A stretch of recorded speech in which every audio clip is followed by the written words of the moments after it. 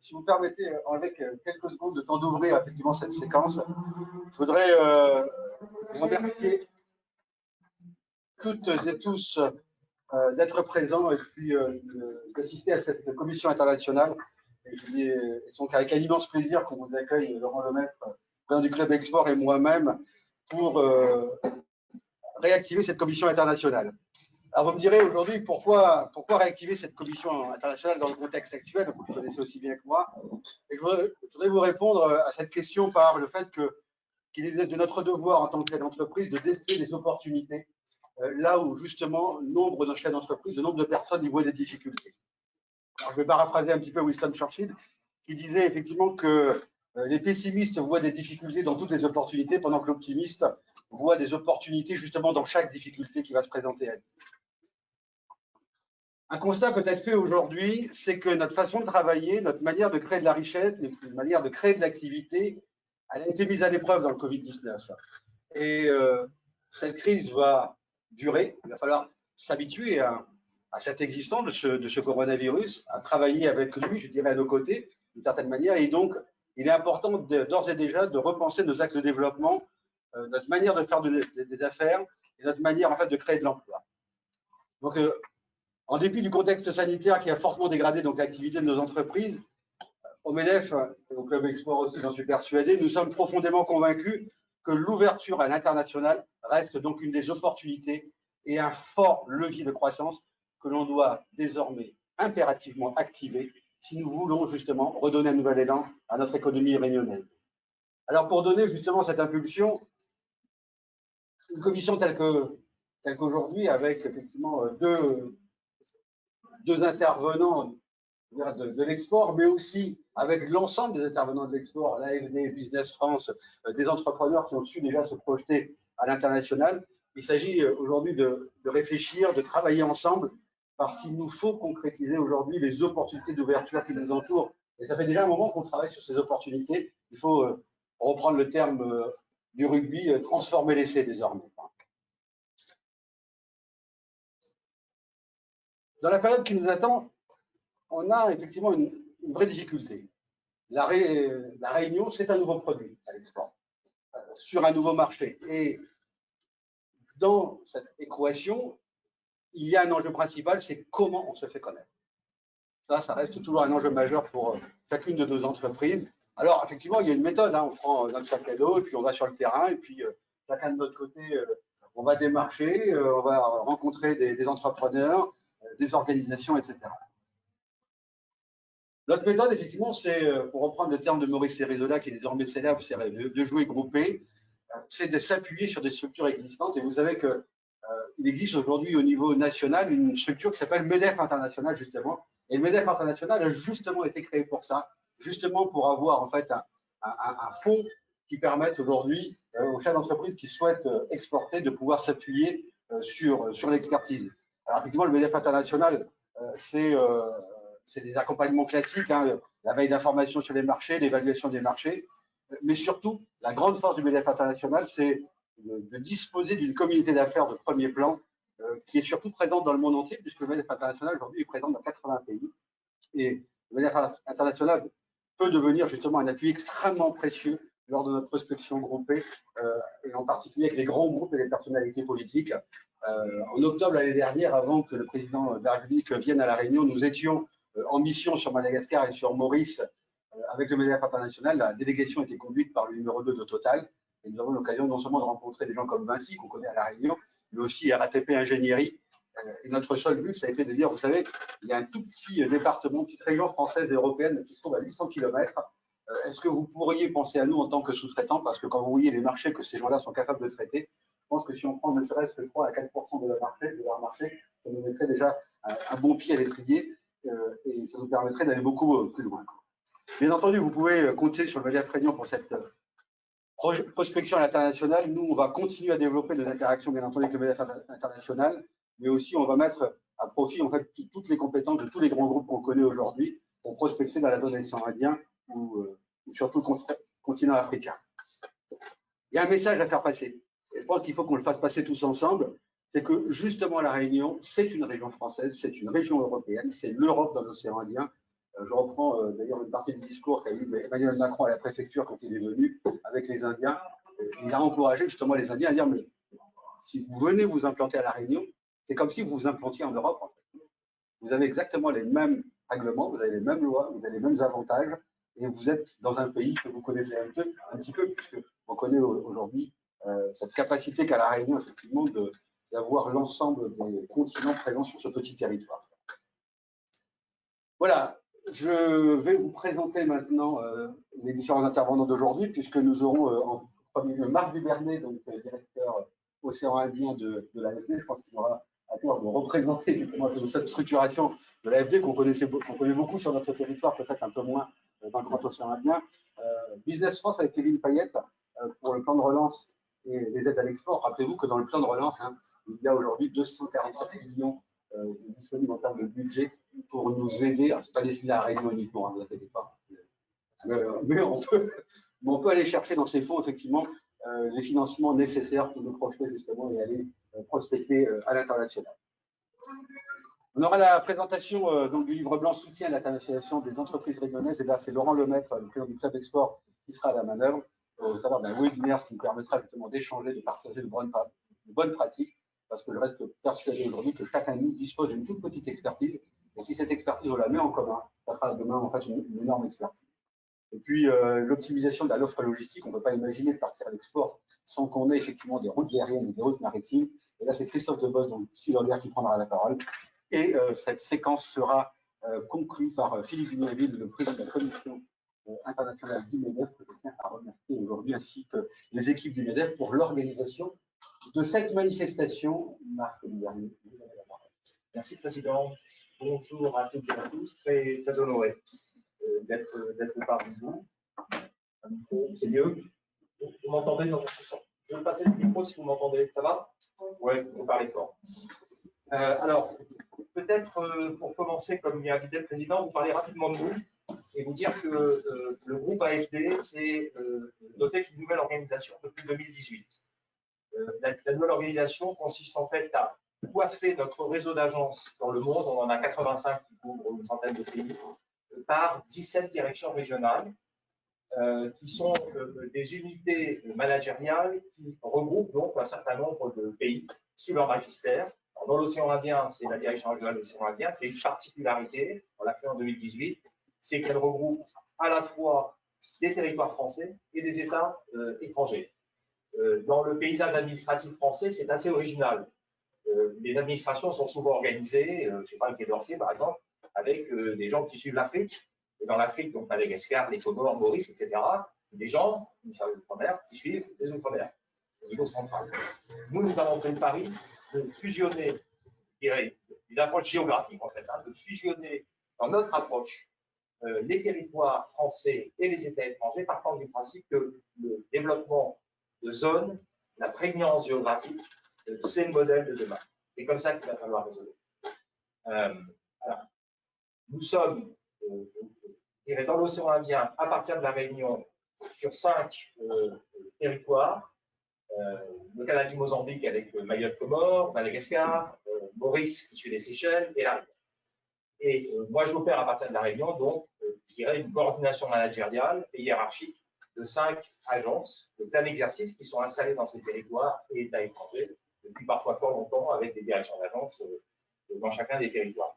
Ces 87 agents qui sont présents, 6 experts régionaux parce que dès 2018, j'ai souhaité renforcer notre capacité d'expertise de proximité en nous dotant d'experts climat, gouvernance. Alors, gouvernance, c'est toujours dans le dialogue avec les États, la bonne gouvernance, dans ce sens-là qu'il faut comprendre. Développement rural et environnement, macroéconomie, intégration régionale, communication. Donc, ces 5-6 personnes sont à côté de moi ou placées dans un des territoires que je vous ai cités et ont une vocation régionale pour nous permettre d'être plus, je dirais, en phase avec le territoire et plus en capacité de dialogue aussi avec nos partenaires. Donc, ce sont pour vous qui êtes du MEDEF, ce sont finalement des agents qui peuvent aussi vous aider d'une certaine manière par mon intermédiaire, selon le focus sectoriel et le vôtre, en cas de besoin d'informations plus générales, notamment macroéconomiques, sur un pays. Un mot sur notre stratégie. Donc, moi, j'ai mis en place une stratégie fin 2019 pour l'AFD dans la zone d'océan Indien qui s'articule autour de 4 priorités. La première, c'est encourager le développement durable des filières de l'économie bleue, verte et circulaire. C'est très large, mais vous voyez l'esprit. On veut focuser dans les territoires où nous sommes et au régional sur ces 3 filières qui sont pour nous, en termes de track record de l'AFD et de capacité d'intervenir de manière intelligente à côté de ce que font les autres bailleurs de fonds, des filières sur lesquelles nous avons potentiellement de valeur ajoutée.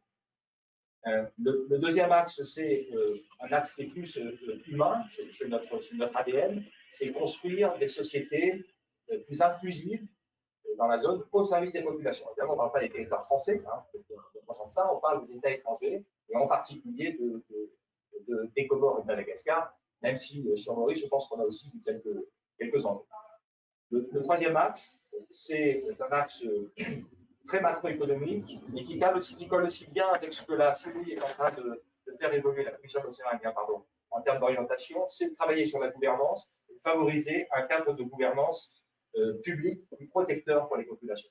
Donc, faire en sorte qu'il y ait une convergence entre les décisions publiques et l'évolution ou la demande de la société en transformant ces évolutions publiques par un cadre de gouvernance qui est plus adapté, je dirais, démocratique, etc., qui est plus adapté aux enjeux de la zone. Et enfin, un quatrième axe transversal qui est majeur pour nous.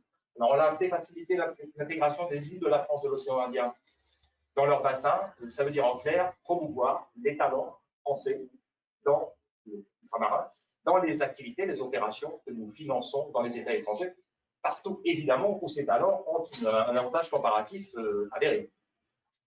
Et vous savez, on en a beaucoup qui n'ont pas forcément, pour l'instant, trouvé à s'employer dans les projets de développement, souvent pour des questions d'information ou d'effet de taille, ou comme le disait le président, parce qu'on n'est pas forcément dans le sillage de quelques grands groupes qui ont plus facilement accès au marché et qui ramènent sur le marché. Au niveau des partenariats régionaux, nous avons là aussi une priorité qui est, je la résumer assez simplement, c'est en gros, on préfère faire à deux plutôt que faire seul en termes de financement. C'est-à-dire que partout où on aura l'occasion, l'opportunité d'être associé en coalition avec un partenaire financier, alors que ce soit un grand partenaire type Banque mondiale, coopération allemande ou une banque active ou régionale, on préférera faire une opération de ce type plutôt que d'être tout seul. C'est une nouvelle modalité pour nous qui existait un petit peu déjà, mais que nous voulons renforcer.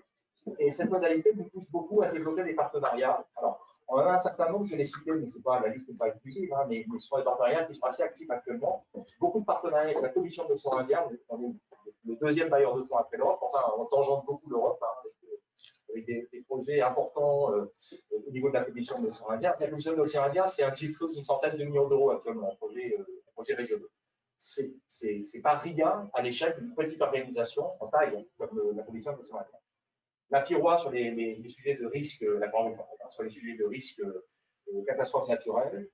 Cap Business Océan Indien, qui est le nouveau nom de l'Union des chambres de commerce internationale, avec laquelle nous avons un partenariat ancien que nous allons continuer pour pousser et dans laquelle l'association, je vois un intérêt majeur qui est en fait d'être un peu le bras armé de la COI, la Commission de l'océan Indien, sur tout ce qui est développement économique. Cap Business est probablement un peu plus outillé pour représenter le secteur privé à l'échelle de la zone que les organisations internationales comme la COI. Donc, l'un des enjeux pour nous, c'est de faire en sorte que le partenariat entre la COI et Cap Business soit de plus en plus opérationnel pour que nous ayons de plus en plus au niveau de Cap Business les moyens de faire avancer des sujets secteur privé sous son magistère. Je cite rapidement, Chambre de métier, on a des partenariats assez intéressants avec la Chambre de métier de la Réunion, qui fait beaucoup de choses à l'international, notamment à la formation professionnelle. Des choses intéressantes avec les associations industrielles, je ne les vois pas aujourd'hui, mais l'ADIR, SIM pour Madagascar et l'Allemagne pour Maurice. Nous sommes en discussion, enfin, c'est eux qui sont en discussion, mais nous les appuyons sur la structuration d'un partenariat industriel, avec en particulier, je crois, une vraie volonté de faire ce que Maurice Cerizola disait, c'est-à-dire de chasser en meute, plutôt que d'y aller chacun dans son coin, notamment vers l'Afrique, évidemment, et un certain nombre d'enjeux de mutualisation de besoins et de moyens, également pour ces trois associations industrielles. Un mot rapidement sur qu'est-ce que ça représente en volume financier, ce que nous accompagnons dans la zone actuellement. Alors, pour régional, c'est-à-dire des projets qui mettent en synergie au moins 2 territoires, voire plus, le portefeuille de projets actuels en cours de réalisation, c'est-à-dire pour lesquels les financements sont en place et les choses avancent, c'est 83 millions d'euros dans la zone que je représente, hein, la zone océan Indien, dans l'AFD. Et l'ensemble des projets que nous avons identifiés ou qui sont en cours de décision de financement, c'est 125 millions d'euros. Donc c'est 125 plus 80, autour de 200 millions d'euros. C'est à peu près 10 fois plus qu'il y a 3 ans, pour donner un ordre d'idée du changement d'échelle. La volumétrie totale de nos financements, alors là, j'additionne ce que nous mettons en place dans les pays, dans les territoires en termes de financement, plus ce que je viens de vous indiquer en régional pour 2019, pour 2020, pardon, c'est une extrapolation, je peux me tromper parce qu'il y a encore quelques décisions qui vont être prises d'ici la fin de l'année, mais c'est la cible, 750 millions d'euros de financement. C'est presque plus 40% par rapport à 2019. Et le plus intéressant, ce n'est pas les décisions, c'est les versements. Ce sont des caisses en fait. C'est 665 millions d'euros qui sont attendus cette année. Et là, c'est pratiquement le double, plus 93% par rapport à 2019. Alors, il y a un effet Covid, hein, évidemment. Bon, on est beaucoup intervenu en soutien de la crise sanitaire. On a mis en place des gros financements, notamment à l'île Maurice. On a prêté 300 millions d'euros à l'État mauricien au taux du marché pour assurer, donc pas 1 euro de bonification de l'État français, donc tout ça au taux du marché, pour aider l'État mauricien à mettre en place rapidement des mesures contre le coronavirus et un soutien à l'économie. Mais bon, l'effet Covid est important. Ça fait quand même beaucoup d'argent dans la zone cette année qui a été versé. Les intérêts français dans tout ça, je termine, Président, je pense que c'est un peu long. Les intérêts français, nous suivons chaque année ce que nous avons les indicateurs d'influence économique, c'est-à-dire le nombre, la part des projets en cours qui impliquent un acteur économique français, alors français au sens large. Hein. On n'a pas pour l'instant une granularité qui nous permet de mesurer Réunion Mayotte, l'intérêt français. C'est un enjeu. Sur la zone, c'est 85%. Donc, 85% des projets que nous finançons qui sont en cours ont mis en œuvre au moins un acteur économique français. Ça représente en termes de volume de marché dans la zone 24 millions d'euros, c'est pas énorme, hein, en marché financier en 2019, hein, c'est le 2019. 98% des appels d'offres internationaux dans notre zone océan Indien ont vu la participation d'une entreprise française, 98%, et 100% pour des marchés de travaux, et un peu moins, 80% pour les marchés de prestations de qualité. Et enfin, sur ces appels d'offres, on a 80% de réussite des entreprises françaises. Alors, le petit bémol, c'est qu'il y a une part croissante des entreprises non Union européenne, et en particulier de la Chine, qui est à 16% de part de marché sur ce que nous finançons. Je passe très vite. Quelques enjeux. Pour nous, enfin, le principal, c'est l'évidence de la solution régionale liée à la crise économique. Je le résume comme ça. On avait déjà, je dirais, une intuition forte qu'il y avait des bénéfices à attendre de l'intégration régionale, économique régionale de la zone. Attendre qu'on tourne autour, la compagnie maritime régionale, le Christophe, on parlera, les sujets de sécurité alimentaire, les sujets de filière, avec les enjeux de gisement et d'organisation pour pouvoir développer, exploiter ces gisements, je pense aux déchets notamment. Ça fait des années quand on est autour de ça. Moi, j'ai un peu la conviction que la crise Covid a conforté, renforcé, c'était dur, hein, mais ça remet, je dirais, au centre du jeu la nécessité du géographique, du régional et de l'organisation autour d'un marché qui est estimé, c'est pas énorme, hein, c'est une trentaine de millions d'euros, mais il y a des choses que nous avons tardé à faire et que la crise Covid, quelque part, nous rappelle qu'il est peut-être urgent de développer dans les circuits d'approvisionnement, dans je dirais, la logistique, etc., etc. Alors, il y a plusieurs astres qui sont en conjugaison. Je termine là-dessus. Au plan diplomatique, on a à la Commission de l'océan Indien un secrétaire général qui est français, vous le savez. Nous allons avoir la présidence française à partir de l'année prochaine. La France réfléchit actuellement sur comment dynamiser cette présidence qui va durer qu'un an et quels sont les enjeux qu'elle peut mettre en avant pour réaliser quelque chose de très concret au titre de cette présidence. Vous êtes des chambres d'entreprise, ça peut avoir un intérêt aussi en termes de marché. La France va devenir membre de l'organisation de l'arc océan Indien, l'IORA. Vraisemblablement, on va avoir la décision au prochain Conseil des ministres. 22 pays membres, dont l'Inde, puisqu'on parlait de l'Inde tout à l'heure. C'est quelque chose qui a aussi, pour la diplomatie française, est majeur, et pour nous qui sommes positionnés dans l'axe indo-pacifique, pour faire chose à Réunion de fin octobre, quelque chose qui présente, je dirais, un enjeu majeur au plan diplomatique français pour le territoire français, pour le territoire de la Réunion. C'est quelque chose qui est très intéressant pour nous aussi. Conjonction des as sur le plan programmatique, on a les financements européens qui sont en train de se décider pour 2021-2027, avec beaucoup d'argent vraisemblablement pour s'investir dans la zone. Là aussi, il y a un vrai enjeu de se tenir informé des filières qui vont être soutenues, des thématiques qui vont être priorisées, pour aussi être informé des possibilités que vous pourriez avoir en tant que chef d'entreprise de bénéficier indirectement ou directement de ces financements européens. Et un dernier point, peut-être pour vous donner une notion très concrète, on a des réflexions aussi qui sont en cours au niveau régional avec le cadre business sur l'opportunité de créer un fonds régional d'appui à l'internationalisation. Donc en fait, un dispositif financier, je ne vais pas parler de fonds d'investissement parce qu'on pense tout de suite à capital investissement, c'est peut-être un peu plus large que ça, mais il y a une vraie expression de besoin, je dirais, et convergence entre Maurice, Madagascar et la Réunion, qui est fait porter par la Réunion sur les moyens financiers aussi pour accompagner cette dynamique d'internationalisation, qui n'est pas l'export, vous l'avez compris, hein, c'est s'implanter dans un pays et co-investir, souvent en joint venture, avec un partenaire. C'est un peu long, je suis désolé. Je vous remercie. Très intéressant. Merci Marc pour cette présentation. Des questions sur la présentation. Je crois que Kevin. J'ai une petite question pour parler des grands secteurs, l'économie bleue. Tu as aussi parlé du soutien au secteur sur les risques climatiques comme la terroir. Je voulais savoir si à Maurice, il a été intervenu de manière directe lors du crash de l'accident pétrolier qui a été vécu. Alors, l'AFD n'est pas, je dirais, dans ses missions. L'AFD, c'est un outil français, hein, vous savez, hein, l'actionnaire est l'État de l'AFD.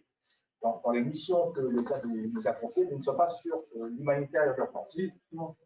Ça, c'est le centre de crise, il y a ce qu'il faut au ministère de l'Europe et de l'Affaires étrangères. Et puis d'ailleurs, il y a une réaction que je trouve assez exemplaire, en particulier du territoire de la Réunion. Hein, lorsque le Wakashi s'est échoué, très rapidement, via le directeur Tanner, via le SGMR de métropole, via l'Office français de la biodiversité, via le CEDRE, qui est une association spécialisée dans la gestion des pollutions marines. Il y a une task force qui s'est constituée tout de suite, très vite. On est venu, et d'ailleurs le ministre Cornu est passé très rapidement pour apporter une réponse. Nous avons été sollicités, nous avons dit oui, pour deux raisons. Et nous sommes en train de le faire, par l'État mauricien. Un, mesurer les impacts écologiques, économiques, sociaux, voire sociologiques, parce que ça crée un certain émoi, de cette pollution marine, et voir, faire des propositions pour faire en sorte de mieux intégrer, mieux prévenir et mieux gérer à l'avenir ce type de catastrophe. Le premier point, étude d'impact et propositions. Au passage, codicile, j'y ai fait rajouter, parce que je pense qu'il y a un vrai enjeu, de l'opportunité de créer un centre régional de prévention, de gestion et d'intervention sur les pollutions marines basé à la Réunion. Je pense qu'il y a un truc à faire. Parce que ça va se reproduire. Il ne faut pas rêver, hein. On n'est pas avec ça. Et je pense qu'on a une ingénierie, on l'a démontré, on a une vraie ingénierie, et on a certainement quelque chose à faire au niveau du territoire proposé en termes de sang. Et le deuxième sujet, qui est un peu plus touchy dans notre tête de faire, c'est les aider à évaluer les indemnités. Donc ça, c'est vis-à-vis des compagnies d'assurance, les indemnités donc, de cette catastrophe, pour qu'ils puissent ensuite mettre en jeu un mécanisme de règlement. Voilà, c'est pas long, mais c'est ça. Donc on n'est pas sur le très court terme, on est plutôt sur moyen terme. Merci. D'autres questions en ligne? Dans le chat. Non, pas de questions par le chat. Pas de questions par le chat. S'il n'y a pas d'autres questions, je vais passer la parole à Kevin Payette sur la présentation du plan de relance et des aides à l'export de Business France. Non, je ne vais pas.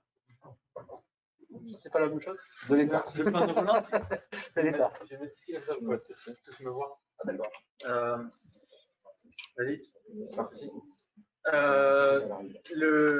Juste en introduction, je vais d'abord en 2 mots évoquer l'organisation structurelle de l'accompagnement à l'export, puisque vous l'avez cité en introduction, effectivement, il y a aussi le MEDEF international qui intervient à l'étranger lors de missions ponctuelles sur certains pays. Et il y a un réseau Team France qui est établi sur la durée dans plus d'une centaine de pays, qui regroupe les forces de Business France et les forces des chambres de commerce franco-étrangères pour ne constituer finalement qu'une seule entité, Team France Export.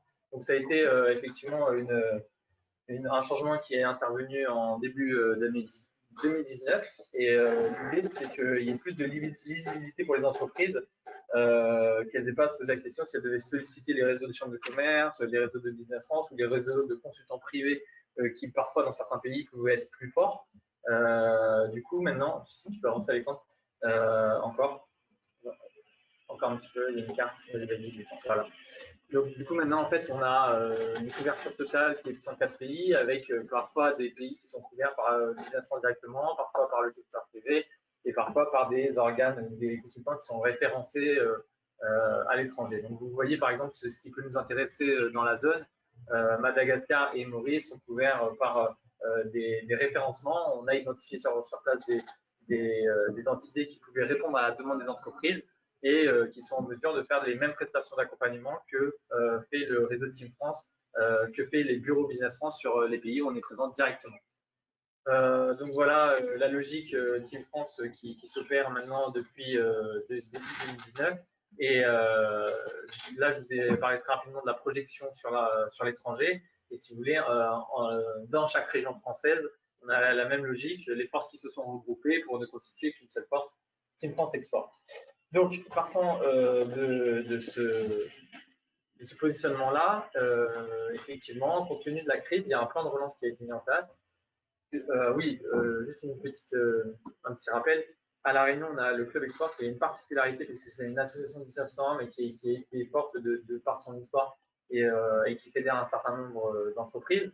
Et donc, la particularité du réseau Team France à La Réunion, c'est que le Club Export est un Team France partenaire.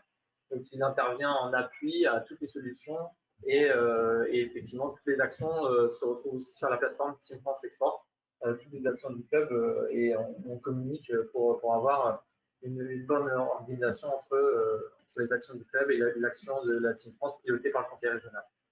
Voilà sur l'organisation à La Réunion. Tu peux avancer.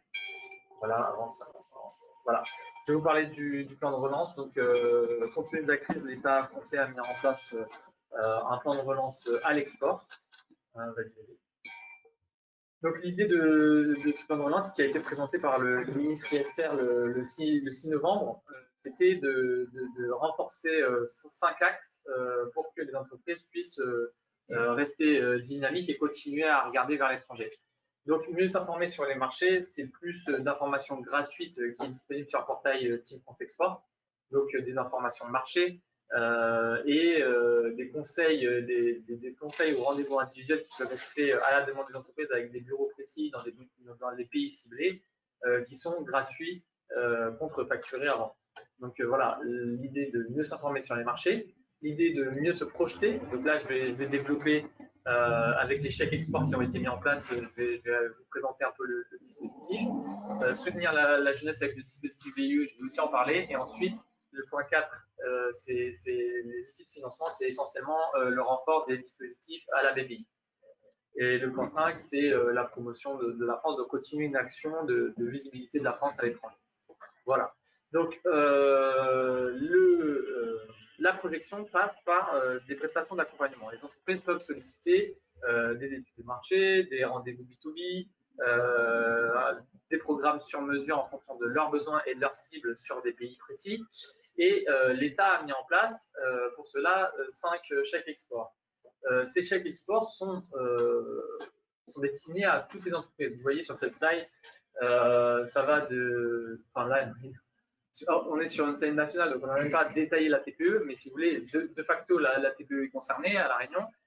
La PME, vous voyez, donc jusqu'à 43 millions d'euros de chiffre d'affaires, donc ça concerne quand même toutes les entreprises, et les ETI aussi peuvent y prétendre. En fait, sont exclus de l'aide de l'État du plan de relance les structures françaises qui ont plus de 25% de leur capital qui appartient à des étrangers. Voilà. Donc, il y a ce petit détail-là. Et l'échec export, avance l'écran, ouais, merci. L'échec export, il y en a de trois types. Il y a l'échec export sur la prestation collective, l'échec export sur la prestation individuelle et l'échec export sur le VI. Donc une entreprise, concrètement, elle pourra continuer à se projeter et bénéficier d'une aide sur une prestation qui sera facturée sur l'un de ces champs-là. La prestation collective, c'est simplement aller sur un salon ou sur un rendez-vous, un événement de rendez-vous d'affaires organisé par la Team France à l'étranger. Sur le coût, sur le montant facturé, effectivement, le chèque export pourra aller sera de 50% avec un maximum de 2 500 euros.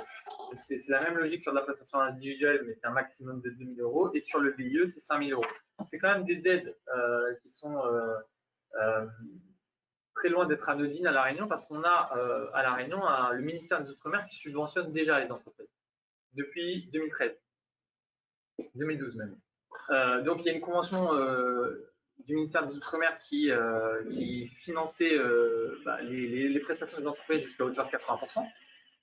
Et à cela vient s'ajouter le chèque export. Donc, demain, à partir de 2021, une entreprise qui aura besoin d'avoir une étude de marché plus l'organisation de rendez-vous sur mesure en fonction de son business sur un pays, ça peut coûter par exemple 10 000 euros, 80% est payé par le ministère des Outre-mer, il reste 2 000 euros à payer, et 2 000 euros, c'est le montant du chèque export sur de la prestation individuelle. Donc en gros, l'entreprise va lui rester la TVA à payer. Donc c'est quand même des aides qui viennent vraiment compléter ce qui existait sur le sol réunionnais de par l'aide du ministère des Outre-mer.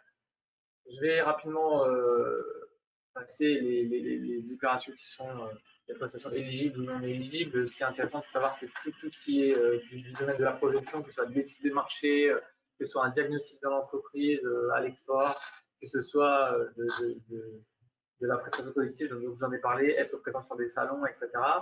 Tout cela est éligible et finalement, ce qui reste non éligible, c'est la slide d'après, ce sont les prestations qui visent à faire de la formation dans l'entreprise, qui visent à faire de l'implantation à l'étranger. Ça pourrait être financé par chèque export, par plan de relance, ou les prestations qui visent à faire du sourcing. Donc là, on est moins sur de l'export, mais plus de l'import. Donc c'est pour ça que c'est exclu du plan de relance à l'export. Voilà. Je vais finir par ça parce qu'après, c'est des exemples concrets que j'avais utilisés pour un webinaire pour les entreprises. Comment les entreprises vont solliciter cette aide? C'est quelque chose, un process qui est assez simple. Les entreprises demandent à travers un formulaire d'éligibilité, demandent en amont à pouvoir être éligibles sur une aide précise en fonction du devis qu'elles auront eu de la part de Team France ou d'un référencé à l'étranger. Il n'y a pas que la Team France qui va faire des prestations qui peuvent être payées par les chèques export. C'est pour ça que j'ai repris tout à l'heure, j'ai dit effectivement c'est le plan de relance de l'État. Nous, Business France, on est service instructeur. Donc on va traiter tous les paiements et les virements des chèques export.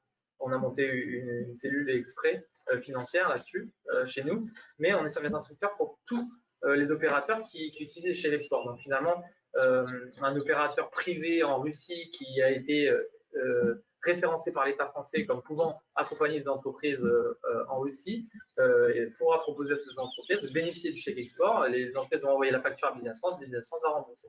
Donc, il y a un formulaire d'éligibilité, on demande en amont avec le devis, et une fois que la prestation a eu lieu, une fois que la facture a été mise, on envoie la facture à Business France et on se fait payer du montant du chèque export.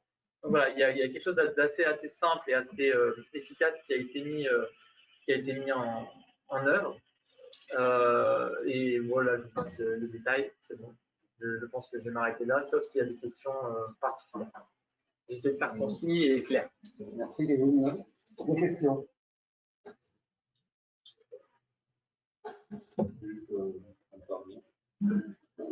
Oui, j'en ai une. Est-ce que ça concerne Mayotte? En fait, on a une singularité.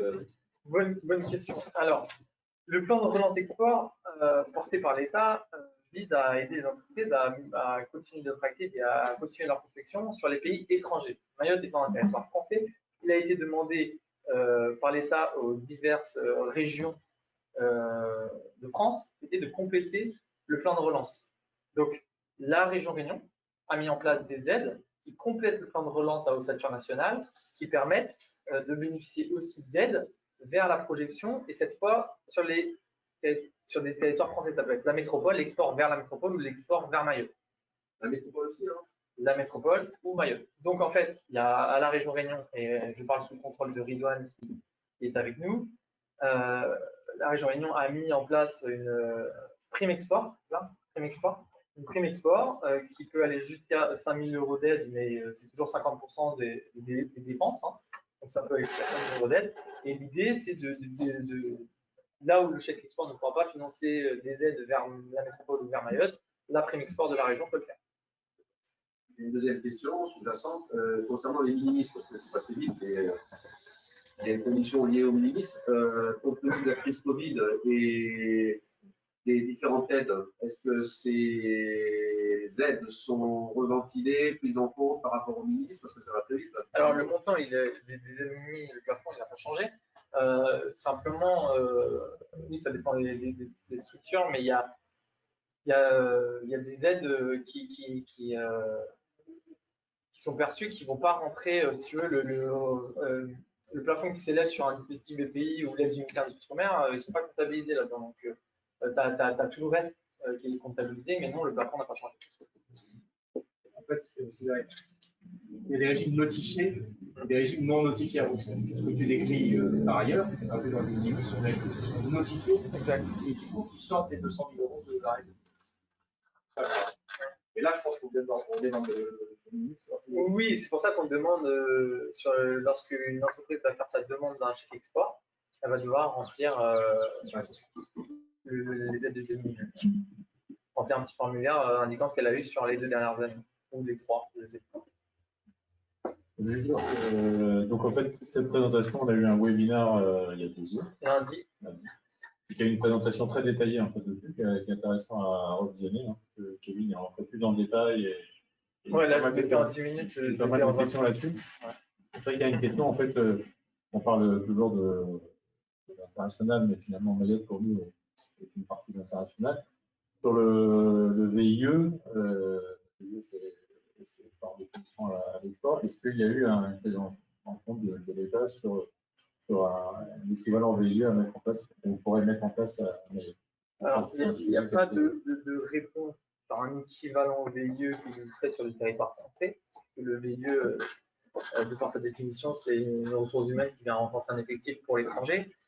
D'ailleurs, tu fais bien d'insister sur ce point parce que je ne l'ai pas dit lors de cette présentation, mais l'aide sur le VIE, elle est quand même très importante aussi, puisqu'elle est de 65% auprès du ministère de l'Outre-mer, plus 5 000 € de chèque export. Donc, ça fait beaucoup. Le VIE, un 80%. Ouais, un 80% d'aide pour une ressource humaine sur 2 ans à l'étranger. C'est quand même énorme pour les entreprises qui se projettent à l'étranger. C'est déduit de toute charge patronale, de charge sociale, etc. Donc c'est vraiment intéressant pour les boîtes. Il faut savoir qu'aujourd'hui c'est 50%, là on monte à 80% avec les 5 000 €. Enfin, ça n'a jamais été lu, quoi. Et donc, oui, non, pour répondre à ta question, il n'y a pas d'équivalent pour les territoires français. Par contre, il y a encore une fois du côté de la région un dispositif qui a, je ne sais plus le numéro de la mesure, peut-être Edouard pourra nous dire, 309. L'aide au recrutement à l'export, d'un cadre à l'export 309. Bon, j'ai des bons souvenirs. Alors, sur cette aide-là, en fait, il y a une entreprise peut recruter une personne et l'aide du côté de la région va jusqu'à 30 000 € là-dessus. Donc, c'est un cadre export, et le cadre export, par définition, tu n'es pas obligé de le positionner à l'étranger. Il est dans ton entreprise, si tu veux le positionner à Mayotte, tu peux le positionner à Mayotte, mais il est rattaché à ton entreprise. Tu n'es pas sur un régime de VIE, et tu as quand même une aide régionale qui permet de renforcer les effectifs dans le cadre de la démarche export. Voilà. Il faut quand même qu'on ait une discussion là-dessus, parce que la difficulté des entreprises à La Réunion, c'est de recruter à Mayotte. D'ailleurs, les entreprises marocaines, ils ont un problème. Et effectivement, avoir des incitations financières ou des exonérations de charges, c'est déjà à Mayotte. Il faut une solution pour qu'on puisse mieux embaucher à Mayotte. Je pense qu'il y a vraiment de ce côté-là, mais qui ne concerne pas la business. C'est bon, on va passer pour Alexandre. Là, vous avez mis des exemples concrets, peut-être la toute dernière, voilà. En gros, j'ai pris comme illustration lors du webinaire une entreprise qui voulait se projeter et bénéficier de prestations, par exemple, en Afrique du Sud, en Allemagne, et prendre un VIE en Afrique du Sud. Au total, c'est des choses qui ont une valeur de 44 000 €. Avec le plan de relance et l'aide du ministère du Commerce, les dépenses réelles pour l'entreprise seront de 4 200 €. Donc, vous voyez quand même le niveau d'aide lorsqu'on cumule le ministère du Commerce et le plan de relance. C'est des exemples au hasard que j'ai pris sur des pays au hasard. Voilà. Merci, Kevin. D'autres questions? Alexandre, Alors, sur le chat, pas de questions. Alors, si vous avez des questions en ligne, n'hésitez pas à intervenir. Bon. Laurent? Merci Didier. Il paraît qu'il est 20 minutes. Donc, ce matin, vous savez, comme tout le monde aujourd'hui, depuis le coronavirus, tout le monde regarde des vidéos. Je ne sais pas vous, on regarde toutes des vidéos, des webinars. On est inondé de choses comme ça. Et j'en regardais une ce matin. Et un expert de l'APM, en l'occurrence, nous parlait du monde dans lequel on vivait, et dans un monde de chaos. Et alors, il y a le côté négatif dans la vision chaos, et il y a aussi un côté positif. On fait que dans chaque modèle de chaos, soit ça se termine mal, et c'est malheureusement de temps en temps un peu l'état d'esprit qu'on peut avoir en tant que chef d'entreprise, soit on en tire des singularités. Le chaos, c'est extraordinaire, hein, les théories du chaos, on peut avoir des théories où on a une singularité qui sort. Moi, je pense que, j'espère, en tout cas, j'essaie d'être un optimiste, hein, et quand on fait des sports à La Réunion, il faut être optimiste. Je pense qu'aujourd'hui, on vit effectivement dans un monde de chaos. Alors, on le sent au quotidien, hein, tout le temps. On demander deux choses et en même temps, ils ont des bonnes nouvelles et de mauvaises nouvelles. Malheureusement, souvent plus de mauvaises nouvelles que de bonnes nouvelles. On est assommé par la rapidité de tout ce qui se passe autour de nous, des événements qui ont une portée immédiate et en même temps mondiale. C'est des choses qui ne sont jamais arrivées. Et finalement, à La Réunion, on est une petite île où on est sans doute une singularité dans ce chaos. On a une résilience de fait. On a l'impression peut-être d'être très loin de l'Europe et finalement en même temps rattaché. On a des forces inhérentes à notre île. Je pense que c'est à nous de mettre en avant cette singularité. Voilà, ça c'est ma vision et j'espère que bon voilà, ça c'est ce qui va sortir, hein, en tout cas. Et c'est à nous bien sûr tout le monde de combattre pour que cette singularité sorte. L'export pour nous est une des forces qu'on essaie de remettre en place. Voilà, ça c'était ma petite introduction. Vous savez que nous, Club Export, nous considérons qu'une approche orientée au développement local et expertise sur mesure est aujourd'hui de nature à nous permettre, entreprises réunionnaises, de nous projeter à l'international pour exporter nos biens et nos savoir-faire. Mais aussi en investissant et en identifiant nos opportunités de mutualisation et de complémentarité. Particulièrement, bien sûr, dans les pays de la région du sud-ouest de l'océan Indien, des îles qui sont autour de nous, mais aussi de manière plus élargie aujourd'hui sur l'Afrique. J'ai bien entendu effectivement le discours de notre président Emmanuel Macron, et nous sommes bien sûr à l'écoute des opportunités de ce qui se passe sur l'Asie, qui a priori maintenant, enfin, c'est même certain, vous le savez, est devenu le nouveau centre économique mondial. Les questions de co-développement sont depuis plus de 25 ans au centre des réflexions en matière de coopération régionale sur la Réunion. La pandémie Covid-19 a aussi rappelé que notre île est bien isolée dans l'océan Indien et que la seule aujourd'hui on va dire compensation financière des surcoûts, hein, on parle du fret, on parle des différentes aides que notre État nous apporte, n'empêche pas une dépendance d'approvisionnement et aussi finalement une fragilité de notre économie. Toutes les îles dans la zone océan Indien font aujourd'hui le même constat. Et on partage maintenant aujourd'hui les mêmes enjeux. Nous avons une nécessité d'une résilience sanitaire, mais aussi une résilience économique. Face à des majors mondiaux qui viennent jusqu'à La Réunion, qui approvisionnent nos marchés, même face à des compagnies aériennes ou maritimes aujourd'hui qui viennent dans la zone. Donc, dans ce contexte, un dialogue interprofessionnel avait été initié dans les années 2000 sous l'impulsion de plusieurs acteurs à La Réunion et de l'île Maurice et Madagascar. Ces plateformes, on les connaît, c'est l'AMM pour Maurice, le CIM pour Madagascar, l'ADIR ici à La Réunion, maintenant Cap Business et tous les acteurs qu'on connaît qui portent l'export. Ces échanges peuvent ensemble, collectivement, transformer nos défis en opportunités d'affaires. Donc la coopération régionale économique est aujourd'hui une priorité pour nos îles. Elle est partagée par tous les acteurs socio-professionnels et institutionnels. C'est un véritable axe de travail pour l'internationalisation de l'économie réunionnaise. Il nous faut maintenant construire effectivement une réflexion dynamique, transversale, sectorielle, stratégique, opérationnelle, sur un soutien à l'internationalisation des entreprises de l'île de La Réunion. Donc, à nous d'identifier les outils et les méthodes qu'on doit mobiliser pour accéder à ces marchés dans les pays voisins qui sont des partenaires ou éventuellement des concurrents. À nous de définir les conditions pour que cette stratégie devienne un succès. On a besoin de se structurer, on a besoin de formation, on a besoin d'expertise, on a besoin de mettre en place des modalités d'accompagnement, etc.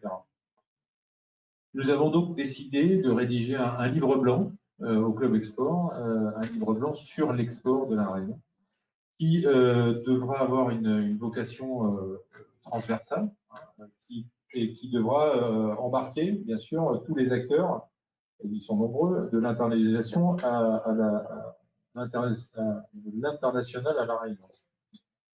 Donc cette démarche de livre blanc s'inscrit dans un objectif de co-développement avec nos partenaires, donc la maison d'export, la région Réunion, Business France, la Chambre de commerce, le MEDEF Réunion, bien sûr, et tous nos autres partenaires, pour anticiper ces mutations, réfléchir à de nouvelles approches sur l'export. On parle aujourd'hui d'exportation collaborative. C'est des grands mots, mais finalement derrière, c'est quelque chose d'assez simple. C'est de se regrouper pour être plus fort, pour mutualiser nos coûts. Ces nouvelles approches de l'export et de l'internationalisation, et d'adapter les outils d'accompagnement pour proposer à nos entreprises des analyses et des solutions qui leur permettront d'affronter durablement cette crise et pour mieux rebondir à l'international. Donc notre livre blanc qu'on va lancer incessamment sous peu, nous regrouper au sein du Club Export et décider aujourd'hui de la date de lancement, va être étalé à peu près sur 6 mois. Et on aura deux phases de rédaction de ce livre blanc. Un, bien sûr, avec une phase 1 où on aura un travail interne, puisqu'on a des compétences, un savoir-faire important sur ce club qui existe depuis une vingtaine d'années. Donc un brainstorming interne au Club Export avec bien sûr le travail de nos partenaires, dont bien sûr le MEDEF Réunion. Et la deuxième phase qui sera la rédaction de ce livre blanc. Alors, bien sûr, moi, mon souhait, c'est que ce ne soit pas un énième livre blanc qu'on pose sur une armoire et qu'on se fasse plaisir. Il y a un état des lieux important. On a comment dirais-je, un tournant stratégique pour notre île, dont l'export en est un, encore une fois. Il est important de prendre en main ces enjeux de manière à ce qu'on ne se trompe pas pour ces 20, 30, 50 prochaines années. Je pense qu'aujourd'hui, on a une prise de conscience collective importante sur cette nécessité et que tout le monde est en phase pour la rédaction de quelque chose qui doit bien poser les bases de notre travail. Donc, je reviens à ce que je disais au début, devenir une singularité tout en conservant ses forces internes. Moi, je pense que la Réunion aujourd'hui doit renouer avec l'international. Quand je dis renouer, c'est qu'effectivement, peut-être on s'est un petit peu endormi, peut-être à un moment. On a fait l'international et puis on a fait un peu moins. Maintenant, à nous de relancer la dynamique. Elle est stratégiquement importante pour notre pays. Et bien sûr, je remercie le MEDEF aujourd'hui de nous avoir accueillis et de permettre de relancer ce dialogue avec tous nos partenaires. Voilà. Ce que j'avais à dire. Merci. Eh ben, merci. Didier, ça a été. Didier, Et on a perdu Didier. Ah, il est là. On va passer la parole à. Ah, c'est Christophe maintenant. Peut-être des questions Oui. sur, Alors, on va poser. Alors, sur le chat, pas de questions. Donc, encore une fois, n'hésitez pas si vous avez des questions en ligne. Et nous, pour cette seconde, Didier, notre président, a une urgence à régler, donc il m'a demandé de reprendre le relais pour animer cette rencontre. Donc, merci beaucoup, Laurent. Est-ce qu'il y aurait des questions?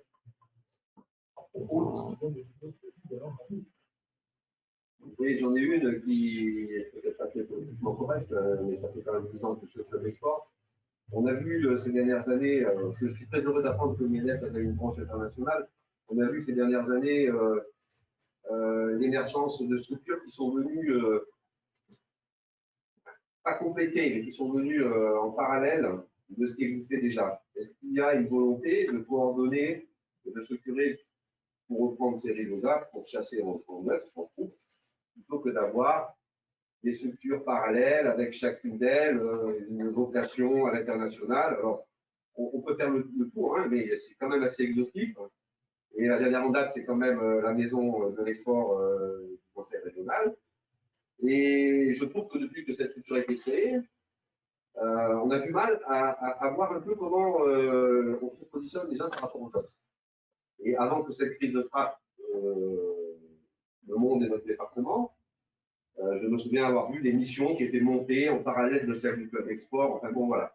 Est-ce qu'il y a une volonté réelle de bien vouloir coordonner cet ensemble et dans le respect de chaque entité, au-delà des enjeux politiques, politiciens de chacun? Parce que sinon, voilà, on sera toujours à vouloir porter des, comment dirais-je, des intentions, mais pas forcément de l'efficacité et surtout de l'efficience. Merci. Tu permets, Didier, que je réponde? J'ai 3 heures. Non, mais bon, Merci voilà, beaucoup. moi, je veux dire. Merci beaucoup pour ta remarque, parce que là, vous allez entendre peut-être de façon beaucoup plus légère dans ma conclusion. Ce que tu viens de dire, ça fait 5 ans. 5 ans qu'on a fait l'honneur d'essayer d'animer la partie MEDEF Commission internationale.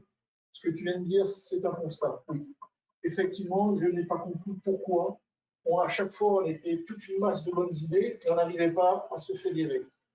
J'ai un avis bien personnel et peut-être très politiquement incorrect. Alors, je vais le garder tout de suite, au moins. Mais regardons l'avenir. Aujourd'hui, qu'est-ce qu'on entend? Et qu'est-ce qu'on vient de dire? C'est qu'on se réunit. Certes, nous aurions pu être plus nombreux, mais aujourd'hui, tout le monde est là. Tout le monde est à nouveau avec envie. Kevin avait été déjà beaucoup sollicité. Et puis, finalement, quand on s'est connus, tu n'étais pas là encore à l'époque, Laurent, enfin, en tout cas pas un président. Il y avait déjà l'AFD qui répondait à chaque fois, et à chaque fois, c'était en one shot, on se réunissait. Aujourd'hui, il faut qu'on garde confiance, parce que de toute façon, à ce moment-là, le choix, j'en sais rien. Il y a 5 ans, on se disait que l'international est une évidence, et que dans 5 ans, l'international est un objectif, et que dans 5 ans, ça deviendrait une évidence. 5 ans sont passés, ça n'est pas encore une évidence, mais on commence peut-être à le sentir. Oui, nous devons faire comme proposait M. Cerizola. Ça fait 5 ans qu'on parle de chasser en meute. Il faut qu'on chasse avec des objectifs, avec des comptes rendus, c'est-à-dire que les gens qui vont chasser rapportent, et il faut qu'il y ait confiance entre nous. Il y a eu ce réflexe de vouloir aller à l'export, en regardant l'autre comme un concurrent, et on garde chacun ses petites trouvailles, ses petites pépites. Si on va à l'export, le marché devient infini pour nous. Déjà, faisons-nous connaître, on n'avait même pas été jusqu'à imaginer l'idée d'une marque réunion par rapport à une charte de comportement, d'échange et de participation. Je ne vais pas être beaucoup plus long là-dessus, parce que j'ai relu mes notes avant ce matin, et ça, tout ça, on le dit depuis 5 ans. Regardons l'optimisme, regardons l'avenir, soyons optimistes. Aujourd'hui, on est tous réunis. Il y a donc il y a une dynamique qui reprend, pas une nouvelle, une dynamique qui reprend, et allons de l'avant. Kevin. Écoutez, je ne peux pas vous laisser rester sans voix. Jean-Luc, en fait, on comprend ton propos.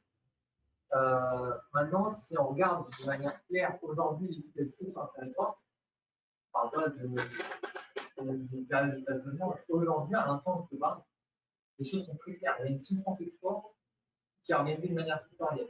Les entreprises, elles ont besoin d'avoir un info marché ou savoir comment se projeter à l'étranger. À l'intérieur de la Team France Export, il y a des conseillers, il y a 3 personnes, et il y a des entreprises sectorielles.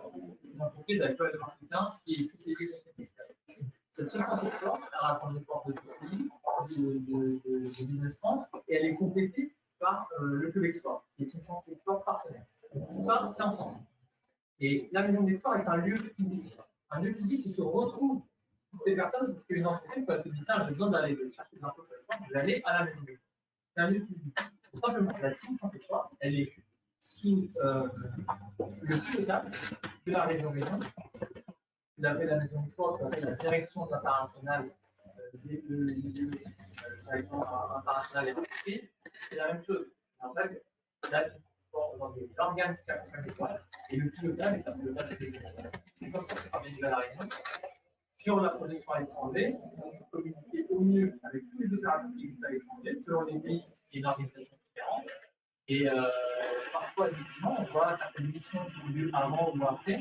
On n'est plus au sein de cette plateforme, surtout des missions mondiales internationales qui peuvent avoir lieu parfois sur un même territoire, une semaine après, une mission de design, etc. Mais là, c'est simplement une mauvaise communication à échelle nationale.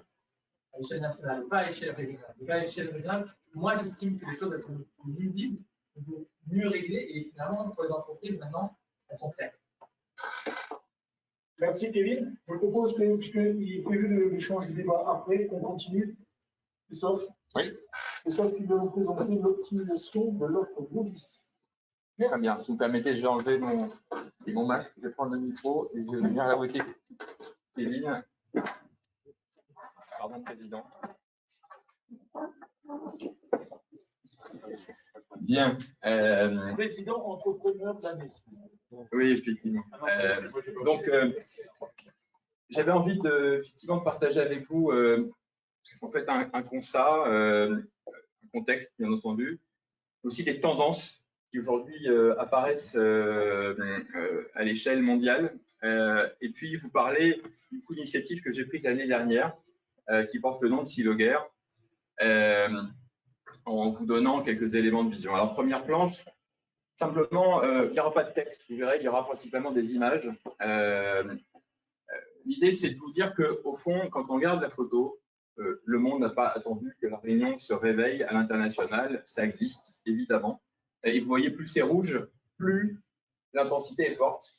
Quand vous descendez, vous voyez qu'effectivement, on est un peu à l'écart de tout ça. Donc, du coup, ça nous invite à pencher, à réfléchir à la manière de se dire, au fond, comment nous, si loin de tout ça, pouvons-nous accéder à des marchés, rendre accessible l'exportation. Donc, c'est cette principale idée à travers cette planche. Alors, doucement, Alexandre. Merci.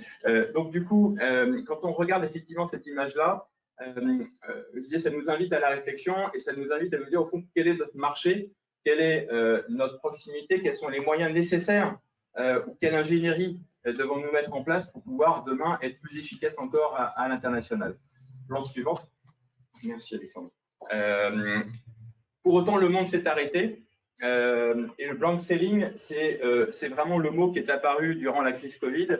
C'est que tout d'un coup, l'économie, je dirais, c'est presque arrêté, si on peut dire.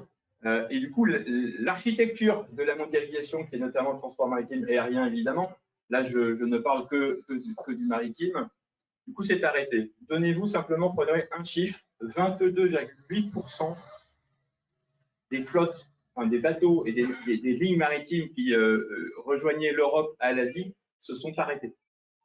22,8%. Ce qui est colossal. Colossal, ça représente à peu près 12% de la flotte mondiale de porte-conteneurs à l'arrêt et un peu plus de 4,4 millions de conteneurs sans affectation. Et bien sûr, tous au mauvais endroit.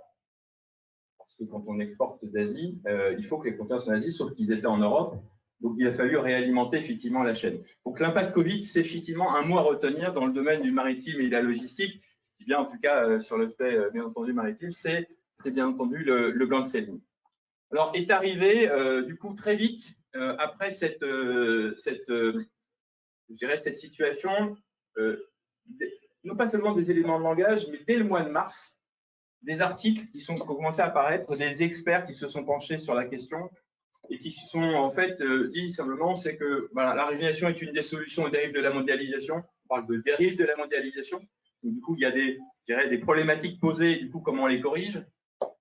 Diversifier et régionaliser pour mieux régner le futur de la mondialisation post-coronavirus. Ou enfin, mondialisation le jour d'après.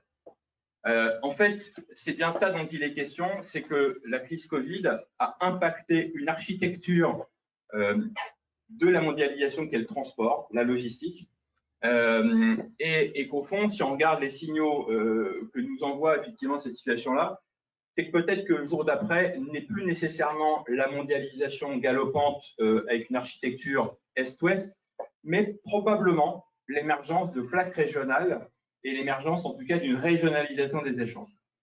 S'il te plaît. Du coup, comment reconstruire? C'est bien entendu toute la question. Est-ce qu'on reste toujours dans les mêmes schémas, c'est-à-dire les avions d'un côté, les bateaux de l'autre? Est-ce que c'est l'Asie d'un côté, les États-Unis de l'autre? Est-ce que c'est au contraire l'Europe, ou par ailleurs l'Europe et l'Afrique? Bref, dans quel sens tout cela va? Alors ma réflexion, bien sûr, se pose non pas à l'échelle planétaire, mais à l'échelle régionale, évidemment. Donc, spontanément, et ça semble tout à fait logique, oui, notre marché, il est là. Voilà. C'est un marché qui est bien sûr la région océan Indien, c'est-à-dire nos territoires, les îles et les territoires insulaires. Mais n'oublions pas, bien entendu, et c'est bien l'action de tous les acteurs que vous représentez les uns et les autres, non pas encore, non, s'il vous plaît, merci. C'est en fait aussi l'Afrique de l'Est, c'est l'Afrique du Sud et aussi l'Inde. Voilà, c'est là où on se rejoint. C'est qu'en fait, c'est cette grande région océanique, avec bien sûr des connexions sur l'Asie, mais c'est en fait, c'est un peu comme on pouvait se représenter le monde au XVe siècle avec l'Europe, si on peut dire. Mais on a découvert qu'il y avait d'autres territoires. C'est-à-dire qu'au fond, ici, recentrer finalement notre problématique et surtout notre mode opératoire sur, au fond, ce territoire de proximité, mais qui est grand en soi, entre, effectivement, bordé entre l'Afrique du Sud, l'Afrique de l'Est, nos îles de l'océan Indien et l'Inde et le Moyen-Orient au nord. Je pense qu'elle est là notre cible, je pense qu'elle est là, il est là notre avenir. Il faut simplement, du coup, le bâtir. Comment le bâtir? Je veux bien la flasher. Simplement nous inspirer peut-être déjà de ce qui existe. C'est qu'au fond, la crise Covid a posé la question, notamment déjà simplement à propos des masques. C'est comment on fait pour répondre à la demande. Et du coup, très vite, une chaîne logistique s'est mise en place, c'est-à-dire une massification par bateau sur des points de regroupement aérien pour accélérer les flux et répondre très vite à la demande. Et cette combinaison SIER, c'est évidemment ce qui existe depuis longtemps, la combinaison des transports. Mais là où ça apparaît de manière encore plus flagrante, c'est que la réponse à l'éloignement, et je dirais au coût, c'est effectivement la combinaison de deux facteurs qui peuvent se compléter et qui peuvent aussi, du coup, amoindrir le bottom line qu'on dit. Donc, du coup, je veux bien la place suivante. C'est de se dire, au fond, comment, dans ce contexte-là, les choses évoluent-elles? Il y a un paramètre qu'il faut prendre en compte. C'est la décarbonation du transport maritime. Et là, je vous ai mis quelques chiffres, quelques éléments. C'est que si on fait aujourd'hui la somme de tous la pollution, le carbone émis par les bateaux, ça représente grosso modo les émissions de l'Allemagne, enfin, 6e place mondiale. Si on compare ça en termes de pays, bien entendu. Donc évidemment, vous savez bien que aujourd'hui, le monde tend à devenir vert et il est fortement demandé aux acteurs du maritime de faire leur révolution verte. Ceci, je vous donne un chiffre. Rien que jusqu'à la fin 2019, parce qu'une réglementation est venue au 1er janvier qu'on appelle la réglementation IMO 2020 qui obligeait toutes les compagnies maritimes utilisant des navires à réduire leur pollution et faire en sorte que les carburants, les soutes soient inférieurs à 5% de taux de soufre, eh bien, elles ont dû investir dans ce qu'on appelle des scrubbers, ce sont des filtres à particules, ou d'autres technologies. 23 milliards de dollars ont été investis en 10 ans, jusqu'à l'année dernière en tout cas, pour réduire les pollutions et je dirais, essayer de rentrer en tout cas dans cette norme. Je donne un exemple vécu. J'exploitais donc cette compagnie, enfin, en tout cas ce navire, le Famagusta, depuis novembre jusqu'à novembre 2019 et mai 2020. Quand j'ai soufflé 400 tonnes de fuel lourd à Fujairah au Moyen-Orient en novembre, la tonne me coûtait 453 $. Quand j'ai fait plusieurs soutes, et quand j'ai repris les soutes dans la région en fin janvier 2020, la soute était passée à 980 $ la tonne. Simplement parce que la réglementation a été mise en place, parce que notre région n'a pas de fuel lourd et qu'il a fallu souter en diesel, et que le diesel est un marché extrêmement serré, si on peut dire, sur la zone. Vous voyez, c'est ce que j'ai vécu en tant qu'armateur, en tant qu'exploitant d'une compagnie maritime. Vous comprenez aussi quel est l'impact pour tous ces acteurs-là. Donc du coup, il y a effectivement une forte pression sur les coûts, une forte pression pour effectivement réduire l'émission des carbones. Le quatrième point de tendance, si on peut dire, qui est extrêmement fort aujourd'hui, c'est bien sûr la digitalisation du transport maritime. Je donne un exemple, exporter prendre des fruits de Kenya par exemple sur l'Europe, c'est à peu près 20 personnes impliquées dans la chaîne d'export et à peu près 200 opérations numériques qui s'échangent entre la documentation, les financements, la déclaration marchandise.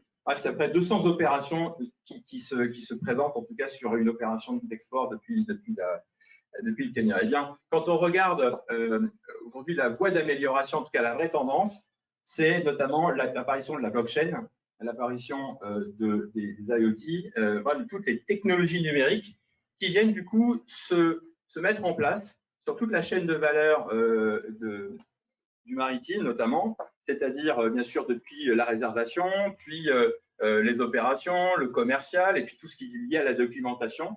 Et chacun utilise, je dirais, dans chacune des étapes, l'outil qui va lui permettre demain d'être encore plus efficace, réduire le papier, tendre vers zéro papier, améliorer les échanges, raccourcir le temps de transmission des informations.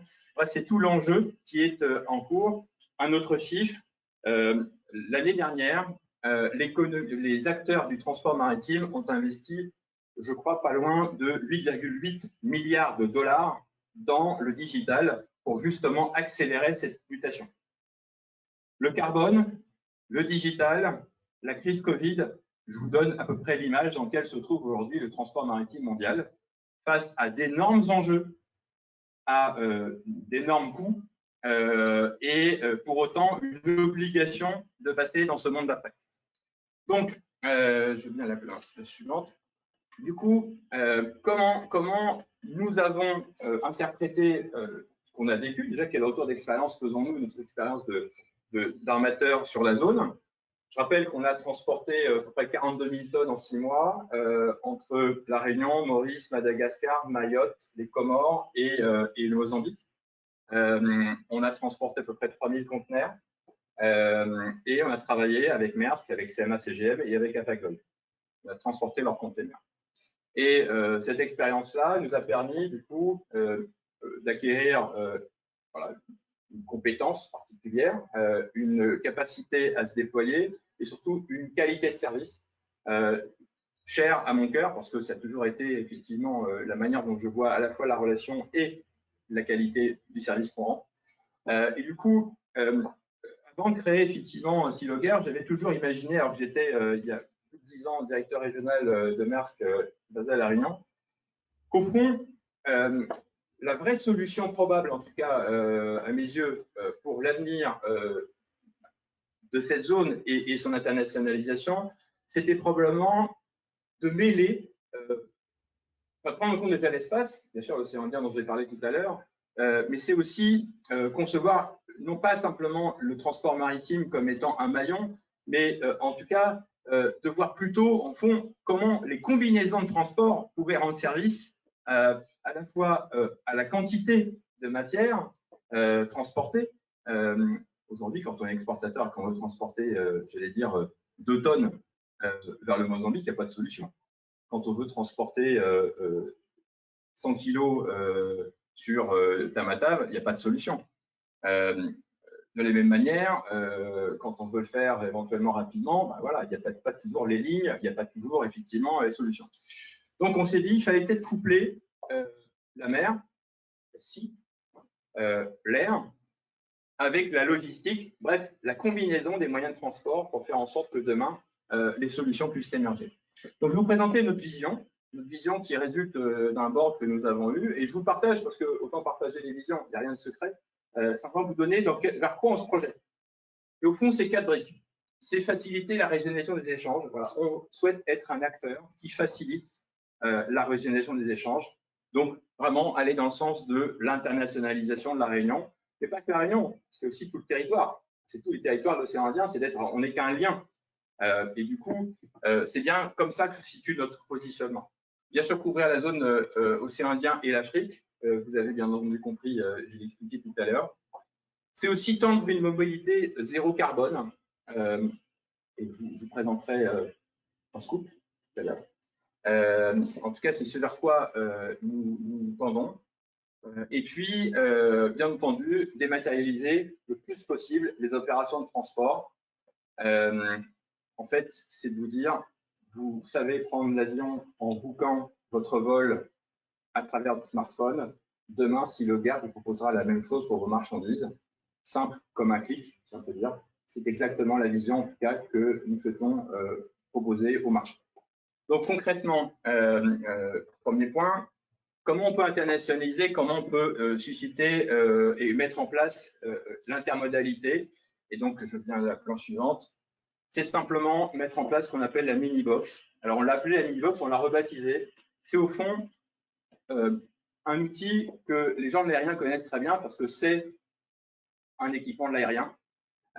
Et cet équipement de l'aérien, en fait, peut permettre de charger jusqu'à 1,5 tonne, 4 mètres cubes, et du coup, combiner tous les transports possibles entre l'aérien, bien sûr, pour lequel l'équipement est dédié, mais aussi le maritime, puisque nous mettrons des conteneurs de ce type, des mini-box, dans des conteneurs 40 pieds, et nous pourrons faire du groupage de mini-box à destination de différents territoires de l'océan Indien.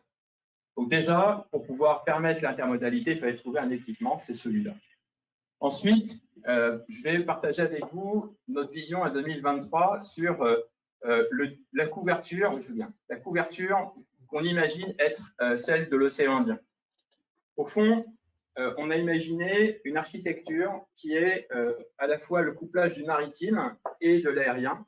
Un couplage, vous avez différentes lignes, 1, 2, 3, 4, qui permettrait du coup d'irriguer et de connecter l'ensemble du territoire, en tout cas de proximité dans un premier temps, et qui, en l'occurrence, réunirait autour de 2 hubs la Réunion d'un côté et Mayotte de l'autre, je dirais à la fois l'aérien et le maritime, en sachant que le maritime pourrait collecter les volumes sur la zone, une sorte de service de groupage, effectivement, qui permet de ramener la marchandise, quelle que soit sa quantité, vers un point aérien.